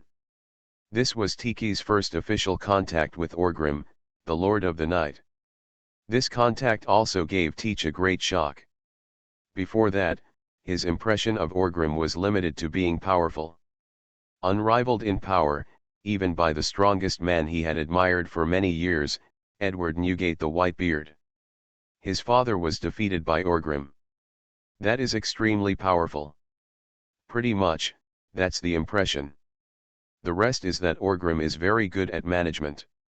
For example, the development of the Warhammer pirates is in full swing. It's like nothing else. But this time, I got close contact with Orgrim, talked with him, and even cooperated with him. Let Teach realize the true power of Orgrim. Not only is he powerful, he is also good at planning. At this time, recall the previous battles between Orgrim and the Warhammer pirates. It is not difficult to find that the tone of the war seems to have been set from the beginning. The Warhammer pirates always seem to be in that advantageous position. Now, the king of the New World has begun to plan a new war. Once he took action, he and the Whitebeard pirates were forced to have no choice. This kind of terror brought pressure to Teach far beyond Orgrim's power. Tikai felt that given his strength, as long as he got the dark fruit, he would have a high probability of being able to catch up. And Orgrim's strategy is so powerful, can he really match it? Now, his plan seemed to be using himself to trigger the Whitebeard pirates to serve as his vanguard. But, does it really just stop there? What kind of benefits can he obtain on other levels? He racked his brain and couldn't figure it out, but there was only one thing he could confirm. Orgrim's plan, the King of the Night's plans, should not be the only ones. It's just that at his current level, he can't see it. If he had known, Orgrim would have even taken the opportunity to prepare to kill Im, climb to the top of the celestial dragons, and magnificently complete repeated horizontal jumps between the pirates and the top of the world government. Combining light and shadow. His jaw would probably drop. It's probably the end of everyone's success as pirates. If you're not the Pirate King, it's just one step away from being the Pirate King. It depends on how you take off the crown. Fortunately for you, you can go ashore directly from the pirates to the celestial dragons. This is crazy. In the past, I only felt that my father and him were just a little bit apart. Now it seems that it is far more than that. The King of the Night, being able to defeat heroes from all walks of life in this era of competition for hegemony is definitely not a matter of luck. Waitikai thought with some emotion. I was deceived. I didn't achieve the purpose of coming here. Instead, I was deceived by that guy with a few words, and I was deceived and worked hard. Now, I just hope that this big boss can keep his promise, I hope he can be more reliable, and I hope my luck is not too bad, even. Dark fruit. For a moment, Tiki lost all confidence. If I get this fruit, can I really compete with Orgrim? Previously, he thought that Orgrim and the Navy headquarters might be on a 50-50 basis. Now, he even felt that Orgrim had a greater chance of winning. Orgrim defeated the Navy headquarters, completely conquered the New World, took the era under his command, and became the true overlord of the sea and the Pirate King. Can it really be defeated? Just rely on the dark fruit? Tiki is no longer confident. Or, let's turn around and join this Mr. Hammer when the time comes, okay. After all, they have some connections, and they sacrificed their lives for him, Tiki thought in his heart. But soon, he swept away this thought. I went through all the troubles to get the dark fruit, but why didn't I do it just to be a liquor for others? You have to give it a try no matter what. Well. Did I look like a dog in the room just now? What the hell? No, it should be a temporarily prostrate wolf, with a hint of cruelty in his eyes, Tiki muttered softly, and then walked out. Not far away, Aaron was sitting on the roadside waiting for him. This time, Tiki finally observed patiently. This is the magnificent palace complex of the Warhammer pirates. You won't know it until you see it, but you will be shocked when you see it. Even if you can't recognize much, you can still recognize the road paved with pearls. Damn, is he so rich? Thinking about the miserable life of the Whitebeard pirates, should I regret it at the beginning, it's time to join the Warhammer pirates soon. Thinking about these messy things in his mind, Tiki was soon sent out of Avalon. He came in a hurry and left in a hurry. In the room, Orgrim put down the teacup in his hand, feeling a little funny in his heart. Teach did not surprise him. After he came to this world, many people changed, such as Shanks changed, Jun changed, and Crocodile changed. But only Teach seems to never change. He was a man who was able to put down all his dignity in his last days, and became as humble as a wild dog. Not to mention he knelt there just now, even if Orgrim stepped on him, he would be able to endure it with a smile. But once he reaches the ambition he wants to pursue, this guy is not afraid of anything and has no awe. He can handle this kind of life of narrow escape. Maybe you can dislike his character and style, but I have to say that this guy is a real pirate and a person who can achieve great things. Maybe if you really give him a gust of wind, he can go to heaven. Sure enough, heroes emerge from troubled times, and times create heroes, Orgrim whispered softly. Without the beginning of the great pirate era, there would not have been such a sea hero. If it hadn't been for the dark fruit, Teach might have remained an unknown member of the Whitebeard pirates all his life. But once the era begins, the times emerge. These people, one or two, are all amazing. Gee ha ha ha ha, there is no need to belittle oneself, after all, the one sitting here to comment is me, Orgrim laughed to himself again. At this moment, Queen Stussy walked in from the door, her little hands were red from the cold, but there was a smile on her face. What laughing? Queen Stussy asked curiously. It's nothing, just laughing at the heroes of the world, each with his or her own splendor. Orgrim waved his hand and said with a smile. Roger once told Rayleigh, Shanks, and others that they were both lucky and unfortunate to be born in the same era as Orgrim.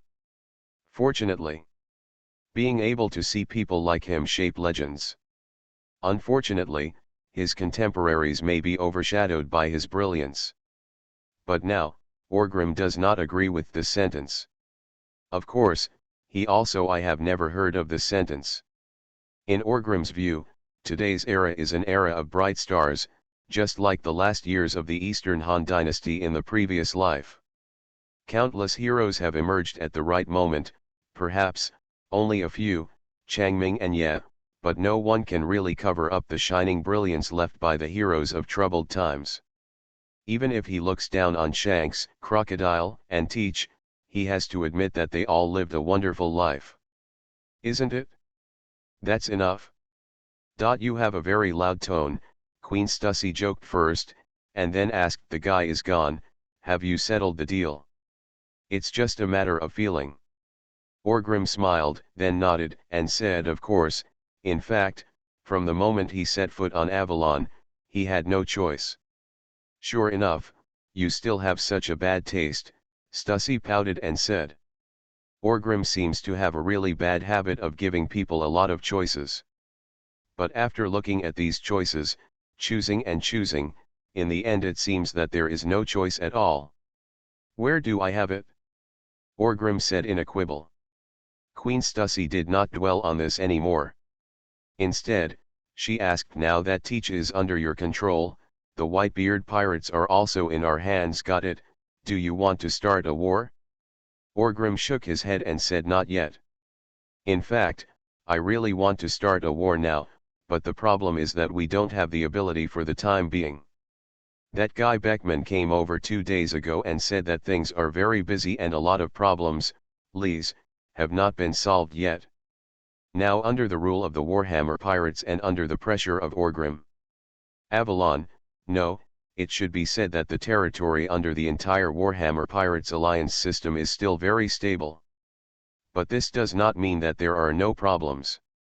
The remnants of the Big Mom pirates, such as Katakuri and the others, will occasionally show up, harass them and then run away. There are so many potential contradictions. Orgrim is suppressing it now, which is naturally stable, but he cannot keep suppressing it forever. Beckman and others are starting to deal with these things. Improving the new system and resolving conflicts in various aspects.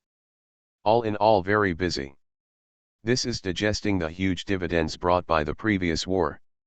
When fighting, first worry about defeat and then think about victory. It may sound timid, but in fact, this is a very important thing. Orgrim didn't want to push himself back to before liberation.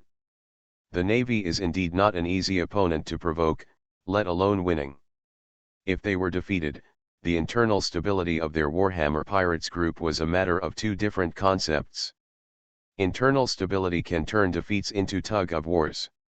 Relying on hard power, We can fight for 3 to 5 years without any problem, and the outcome will be decided by then. If there is internal instability, it is very likely that the wise general of the warring states period will seize the opportunity and launch a devastating posture. That's really bad. After putting these thoughts away, Orgrim put down the teacup in his hand with a smile and said, "Stop talking about these bad things, let's go for a walk and see the snowman you built." Fila reminds you, 3 things about reading, hiding, recommending, and sharing.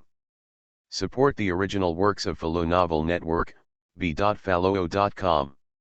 A Sledgehammer Breaks into Pirates. Author, Zippo. Chapter 688. On board the Moby Dick of the Whitebeard Pirates. At this time, Newgate was looking at the sky Teach strangely. Back so soon? There doesn't seem to be anything wrong with him, his arms and legs are still there, and his head wasn't blown open by that bastard Orgrim. That Orgrim guy, he didn't do anything to you? Newgate touched his chin and asked curiously. Teach was standing in front of Newgate at this time, and he was also a little uneasy. After all, agreeing to Orgrim's conditions was tantamount to he wanted to trap the Whitebeard pirates to death. After meeting his father, he recalled how his father had taken care of him for so many years. Even though Tikai was ruthless, his heart was somewhat complicated.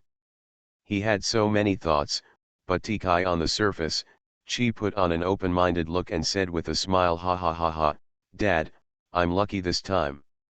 That Orgrim didn't do anything to me, he just hurt me. He scolded me a few words. I guess he just wanted a step and face, and had no intention of actually starting a war with us.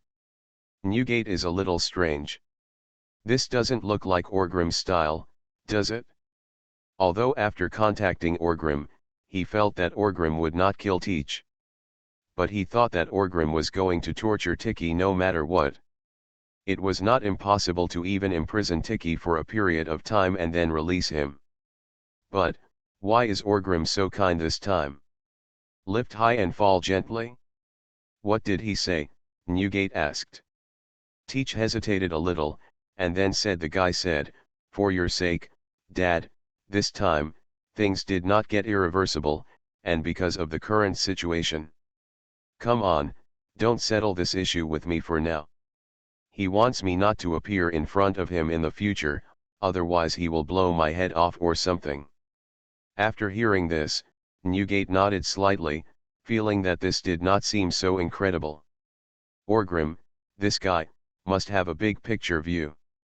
He knows very well that the powerful enemy he will face next is the Navy.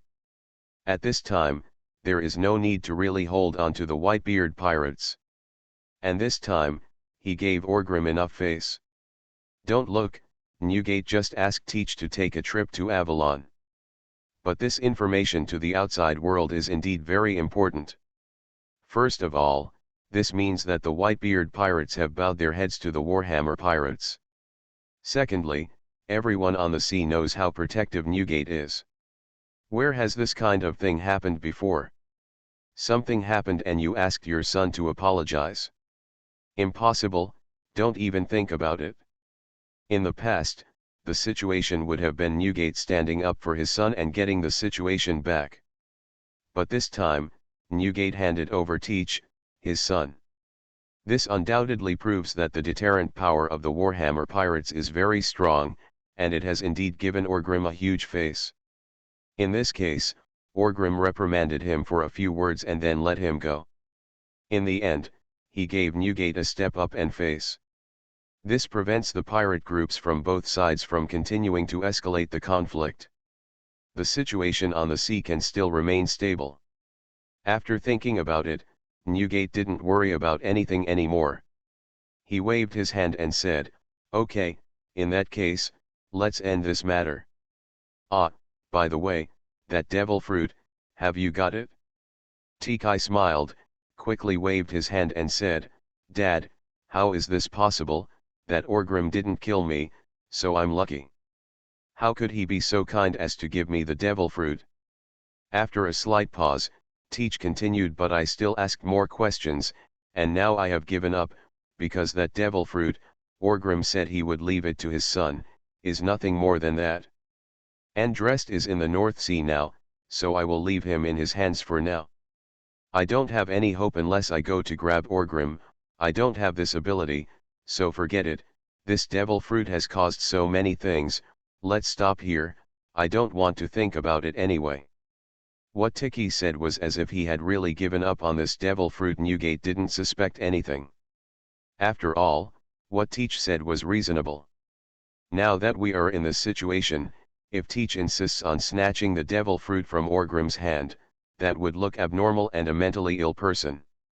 Well, it's nothing more than a devil fruit. Teach, if you want to become an Esper, of course Dad will help you. Do you have any other goals? Newgate nodded and then spoke again. Teach thought to himself, I still want your Zhen fruit. But he didn't dare to say this.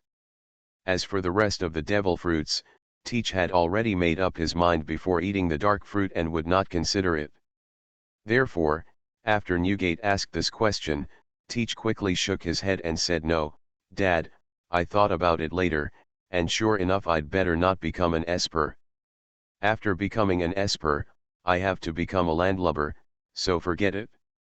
Then Tiki pretended to be hesitant again, and after a moment of hesitation he added, Of course, if I meet someone I'm attracted to in the future, I won't be able to consider it, thief, ha ha ha ha.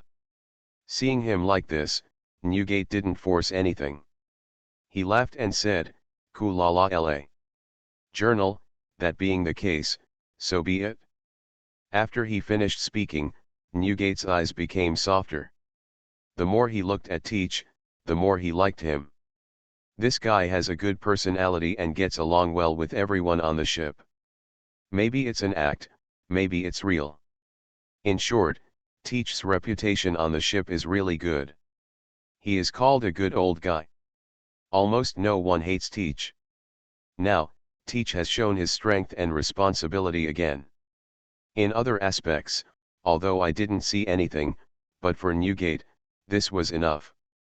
After thinking for a while, Newgate said, Teach, the captain of your second team has been vacant for many years. Since you are determined to do something now, why not become the captain? The captain of the second division of the Whitebeard Pirates was Kojiki Odin in the early years. Later, that guy Roger poached Kojiki Odin from Newgate's staff for nothing. At first, it was agreed that he would work with Roger for a few years, and after he was done, he would come back and continue to be the captain of the second division for Whitebeard. Therefore, this position has always been vacant. The result was good. As soon as the Roger Pirates were disbanded, Kaido started causing trouble in Wano country. He falsely spread the news that Kojiki Odin's father was seriously ill, and deceived this guy back to Wano country. After returning, Kojiki Odin continued to he didn't come out of Wano. Not long after, he was secretly executed by Kaido. Everyone else was dead, so it was naturally impossible for them to come back and continue working for Newgate. Therefore, the two Whitebeard Pirates, the position of squad leader has been vacant for so many years. In the original story, it was Ace who finally appeared to fill Kojiki Odin's position and became the second captain of the Whitebeard Pirates. Captain of the team. Now, Ace is following Andre and going to be a pirate in the North Sea. Naturally, it is impossible for Newgate to snatch Ace back. But at this moment, Teach appeared. After all these years, Newgate no longer has to worry about those things, so he plans to put Teach in the position of captain first and let him do it. See what kind of abilities and talents he can show. Then, he will do a good job cultivate Tiki, and when it is time for him to retire in the future, let Tiki take over his role. After hearing this, Tiki felt a little hot in his heart. If it had been before, Newgate would have asked him being a captain or something. Teach felt that he would definitely not agree to it. He didn't like to be in the limelight, and preferred to be an unknown old yinbai. But now, his position in the Whitebeard Pirates has become more and more important. Gao, the more attention he receives, the safer he will be. This is a matter of his own life. If he is still a minion now, then if he really reaches the step in Orgrim's plan, he will given the weight. I'm afraid Sakaski wouldn't even consider using him to arrange for Whitebeard. With such a minion, Whitebeard probably wouldn't go all out. So in all likelihood, he won't even meet Sakaski. If you don't, you might be killed. 0. But what if you have a powerful identity, such as the captain of the 2nd Division? That would be much better. He is more or less a person. The chance of Sakaski killing himself directly has been reduced a lot. At the same time, Teach also felt that this was in line with his arrangement. As long as Orgrim doesn't betray him, he will be rescued by then. Maybe he can continue to be the heir of the Whitebeard pirates? Even if the Whitebeard pirates are likely to be beaten to pieces by then. But, there will still be some legacy to some extent.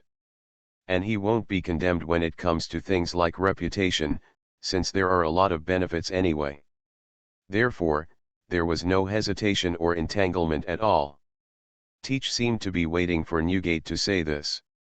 As soon as his words finished, Teach immediately nodded and said, "Okay, Dad, I want to do that now too, and now, I want to contribute to our Whitebeard pirates. Leave this position to me, and I will never disappoint Dad or everyone." Not to mention, Teach's support is quite high. Maybe it's because Teach is really popular, or maybe it's because he has been with the Whitebeard pirates for decades and has accumulated some knowledge. In short, Newgate and Teach sang together, and the friends around them all cheered happily for Teach. That's right, Teach should have been fucked long ago. The captain of the 2nd team has been vacant for so many years, and now he has finally been filled. Marco was also looking at Tiki with a smile at this time. When Tiki left here to go to Avalon, his father had already been angry with him. Therefore, Marco also knew that his father now valued Tiki very much. Wanted to train Teach to a higher position. Marco was not angry or jealous. Logically speaking, he, the captain of the first team, was the first heir. But he himself was not this idea and interest. As for Teach, I have a very good relationship with him, so it is not impossible to let him do it. So Marco sincerely hopes that Teach can become better and become an excellent person in the future. Captain. My thinking is not very good today when I write. I always feel that something is wrong. I have only finished one chapter now. At the same time, the book is about to enter the final stage. I need to organize my thoughts and finish this book. There is a beginning and an end, so I will update it first today.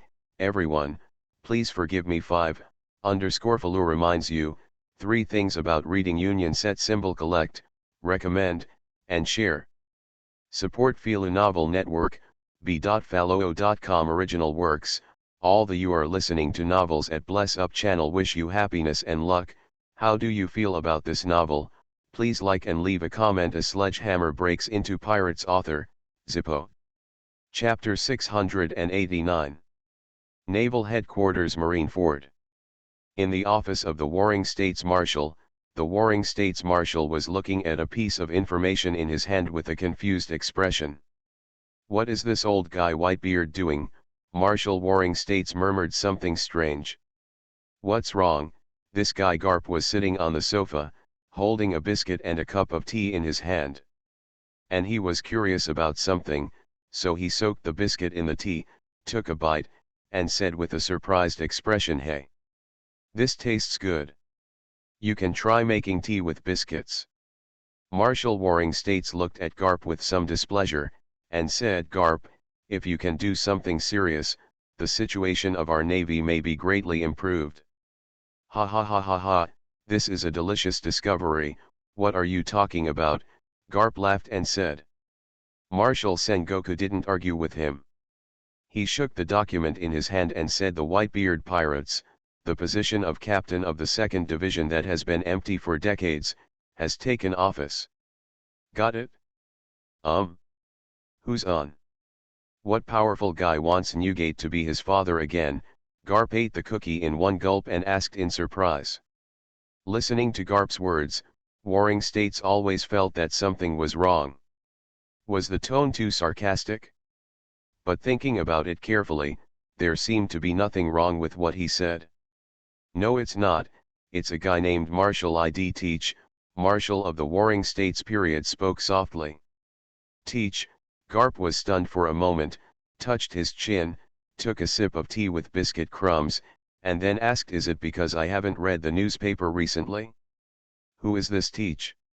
It was the man from the Whitebeard pirates who fought against Doflamingo and Karandani not long ago. 13, the Warring States Marshal opened his mouth and explained.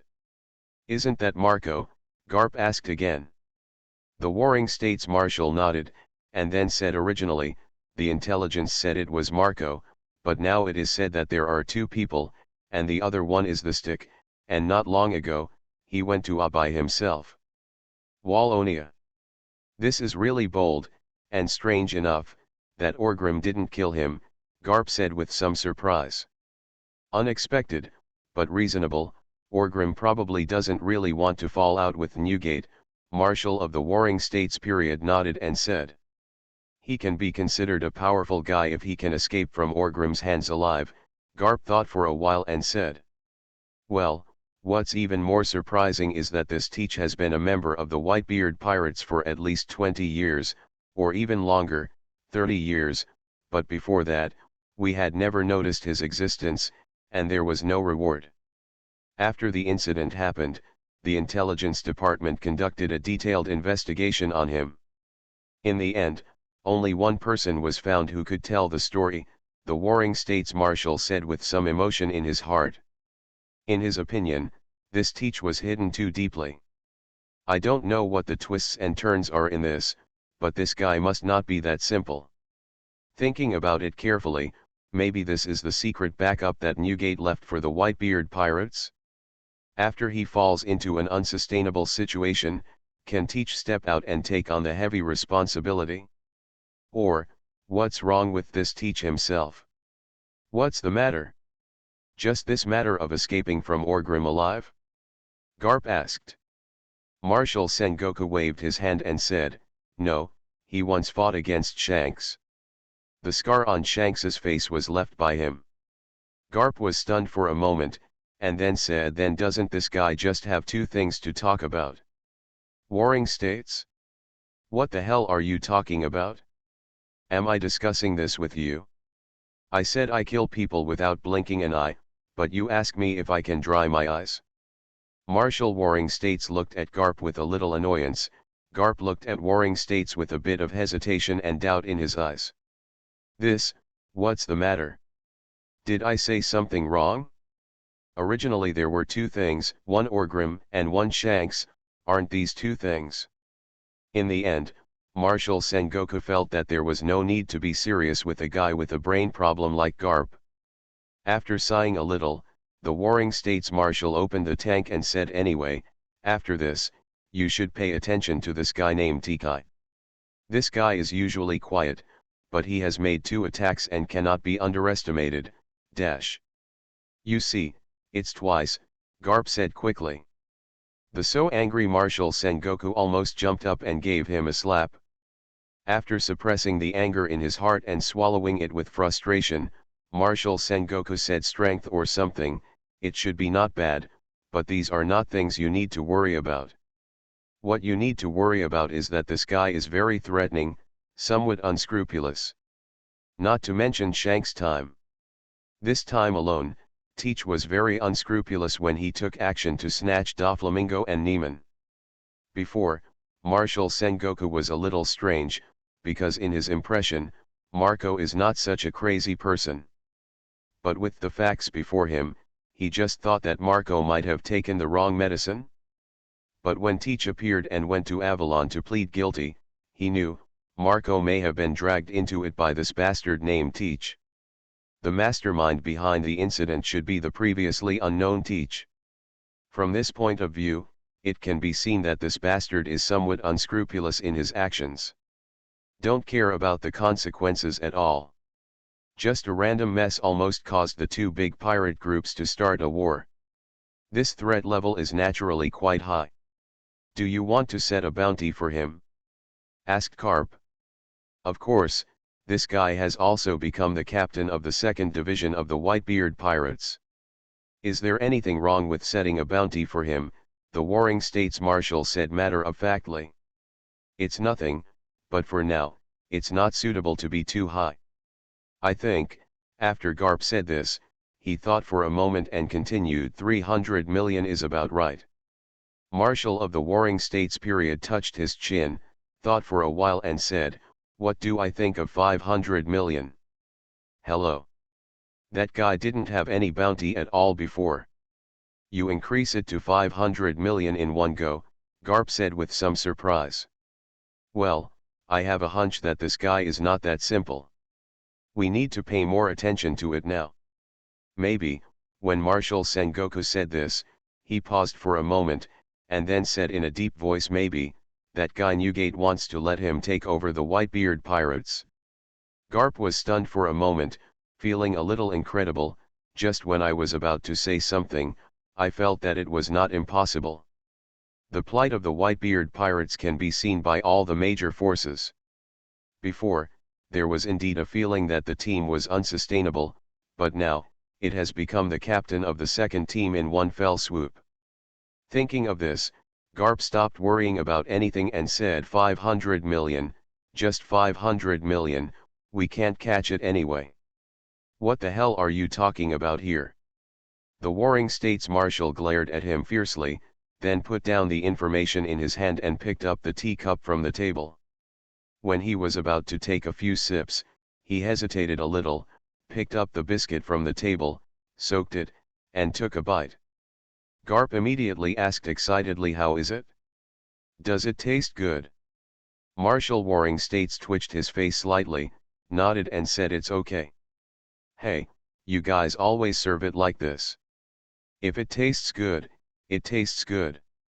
If it doesn't taste good. Is that okay? Damn it, Garp cursed. The weather today is a bit hot, and Garp came here not to talk about anything important, but just to have a chat. So the door of the marshal's office is open. Yes, it's ventilated. So just when Marshal Sengoku wanted to have a word with the bastard Garp, there was a sound outside the door. I've got the stuff, you can go down, a clear voice said. Big Inspector, but this news, another Navy voice came. Okay, we're just about to go in, just give it to us, another voice said. Yes, great advisor. Sure enough, after a while, Chief Staff Officer Ahe and Chief Inspector Jun walked in from the door. It seems I'm still not as good as you, sister, Jun said helplessly. After all, you have been away from the headquarters for a while, and you will be fine after a while, Consultant Ahe smiled and said. Listening to this voice, the Warring States Marshal no longer wanted to confront Garp. He changed his tone and said, I heard that Virgo went drinking with Doberman. Sakazuki was also a little unable to sit still. Garp nodded and said. These things are all clear to them. After returning to the headquarters from Jun, the atmosphere in the headquarters became weird. Virgo is a powerful guy, and Sakazuki has found a capable person. The Warring States Marshal smiled and said. In fact, as long as you, the Marshal, are decisive about this matter and show a correct attitude as soon as possible, and don't let everyone have superfluous 003 illusions, there won't be any trouble, Garp suddenly said. The Warring States Marshal was stunned for a moment, then nodded and said, you are right, Garp, but, these matters are not decided directly by me, the Marshal, but by you. Garp nodded in understanding and said, yes, this is very problematic. If the Warring States period could make a single statement and directly designate Kuzan as the only candidate for the next Navy Marshal without making other considerations, then Sakazuki and others would have given up thinking. Even if they were unwilling, they would not really. What kind of uncontrollable conflicts will arise? But the problem is that Sengoku cannot say such things now, nor can he take such decisions. There is also the world government above him. Just as he was talking, Jun and Ah walked in. Staff Officer Tsuru nodded at the two of them, but he didn't pay too much attention to it. He opened the document that he had just intercepted at the door and started reading. After looking at it twice, the expressions and gazes of Staff Officer Jun and Director Atsu, it became a little weird. Immediately, the two of them raised their heads at the same time and looked at Garp. Chief Ahe also handed the document to Marshal Sengoku. Marshal Sengoku was also curious, so he opened it and read it. Garp, then he said very unhappily, "What are you doing? Are you looking at what I do? I have been at the headquarters recently and have never been anywhere, no trouble." As soon as he finished speaking, he looked at Marshal Warring States, raised his head again, and looked at himself strangely. Garp was really panicked now, and quickly asked, "What are you doing? What to do? What happened? You are talking." Warring States cleared his throat and said, "Ahem, Garp, you are really, good guide.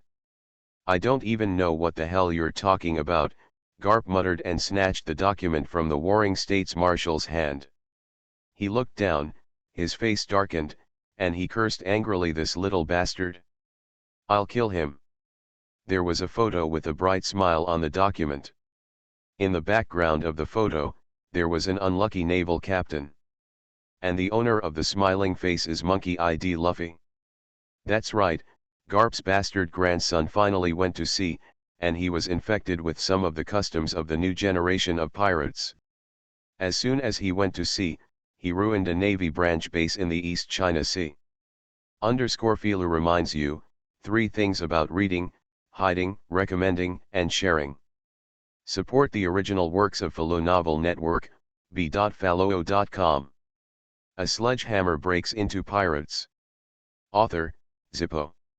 Chapter 690. In the sea at the entrance to the first half of the Grand Line, under the lighthouse of Upside Down Mountain. A girl was holding a mace in her hand and looking at the sea idly. Not far away, there was a pirate ship moored. The flag hanging on the ship was somewhat similar to that of the Warhammer pirates, but the 3 Warhammers that penetrated the skull were turned into maces. There is no doubt that this ship is Andrest's ship. After running here from the North Sea, so far, they still have not been able to officially determine the name of their pirate group. Even the flag was forcibly added by Yamato. After wandering around for a while, Yamato walked to the lighthouse again. At this time, Andrest and others are gathered here. What are they discussing? We have already left the North Sea, and now we are at the starting point of the Grand Route. If we are not sure about the name and flag, we will really become the Bangchui pirates. Ace squatted on the ground and raked the sand with his fingers. Andrest was holding a toothpick in his mouth. He looked very unruly and had learned some bad habits from his father. For example, he now beats him naked. With his upper body exposed, his strong muscles are clearly visible. He just likes to wear an extra big cloak than his father. Just give it a stick. Anyway, I can't say Yamato, so I can't hit her, right? Andrest said helplessly. I used to think that Yamato admired his father very much and would compare him with his father in everything. But after he went to sea, he really discovered that this was a huge fan. Even the flag of the pirate group has to be the same as Orgrim. But the 3 Warhammers piercing through the skull are full of momentum. The 3 maces go up and it's quite embarrassing. It feels a bit nondescript. As for the name of the pirate group, everyone agrees. So far, they don't have an independent name. So, 587 Navy or something, they are directly classified under within the scope of the Warhammer pirates. I think the flags and stuff are okay, but I'm not a good painter. We should find a good painter to paint them properly for us, Nami said with a smile. This is really not to argue for Yamato, but Nami really thinks it looks good. It's just that the painting is too rough and looks a bit nondescript. If the painting is more refined, add some, the details are actually pretty good. It would be best to put 2 oranges on it. After hearing Nami's words, Trafalgar Law's eyes lit up and he said, yes, I also think this flag is good, but it's just not good, just some details. No matter what, it should be decorated with flames on it, Ace suddenly said. Andrest, who was biting his toothpick, looked at these guys in surprise. Did he change his mind so quickly? Am I the only one who wants to replace those 3 maces with 3 knives? Andrest gave these guys a strange look, then looked at Peggy Wan, who was eating an orange, and asked Xiao Pei, "What do you think?" Peggy Wan was stunned for a moment, and then said, "I think the name is better called Dragon Pirates, right? It just so happens that I am a dinosaur."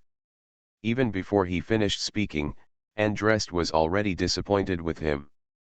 The Volcano Cuisine Pirates, Lily, the little giant, couldn't help but say, "This is good, as long as there is a fire.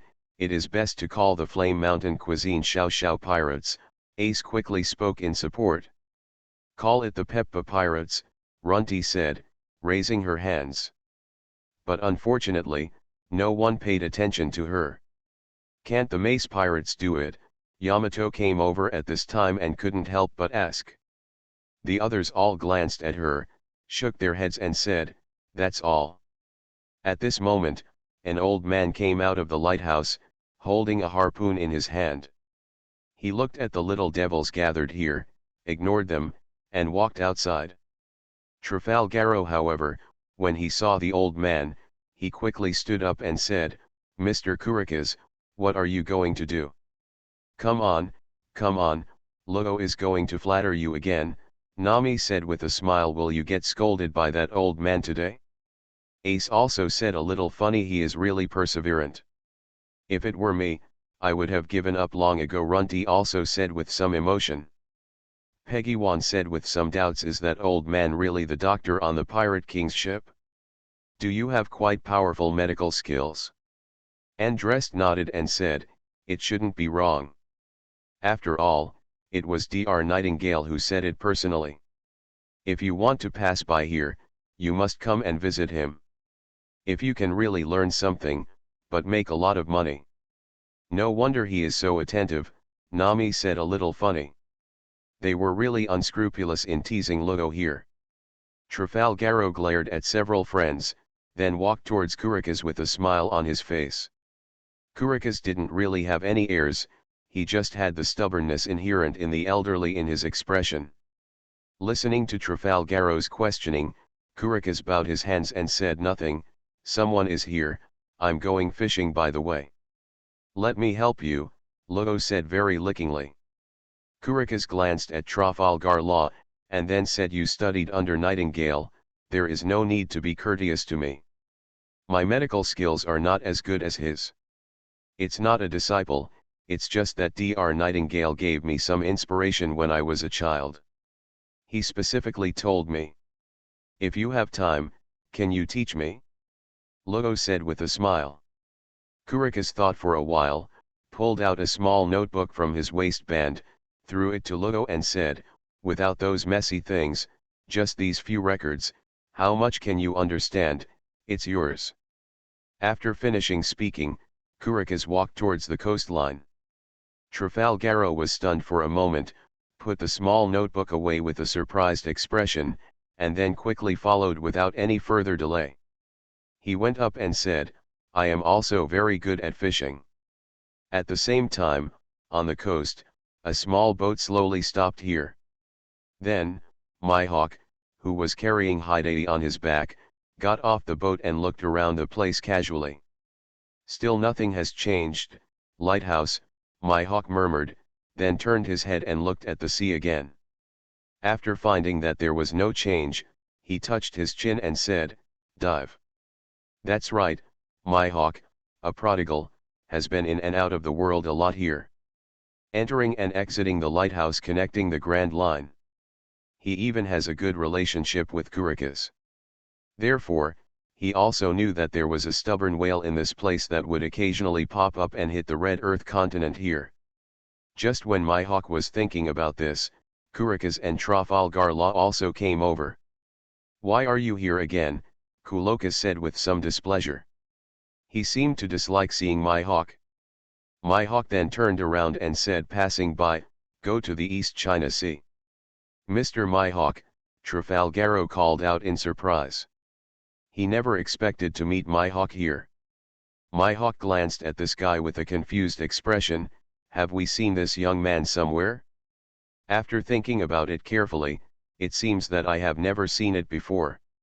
Not to mention, Mihawk is really not familiar with Trafalgar Law. Before, this kid Lugo went to sea with Andrest and so on, but Mihawk happened to miss it. Who are you? Mihawk asked with some confusion. Ah, I am Trafalgaro, Andrest's companion. Lugo quickly explained. Mihawk's eyes lit up, he nodded, and then asked a little strangely, then why are you here? It's not me here, it's us all here, Trafalgaro quickly said again. He's your apprentice, right?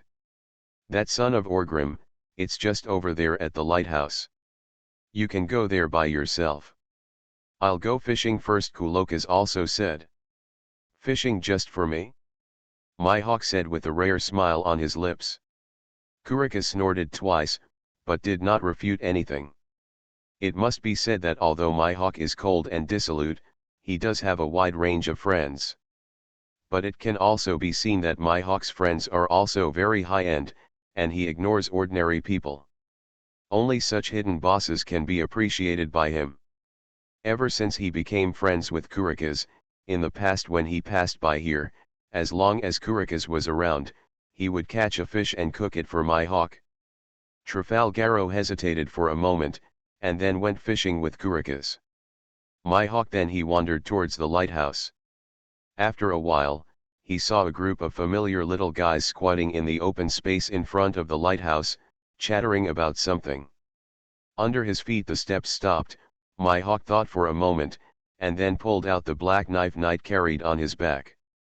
At the same time, at the moment Mihawk pulled out the black knife Knight, he was talking to everyone, and Andrest's expression suddenly changed as he argued about replacing the mace on the flag with the demon sword Shindu. What's wrong? Nami asked a little strangely.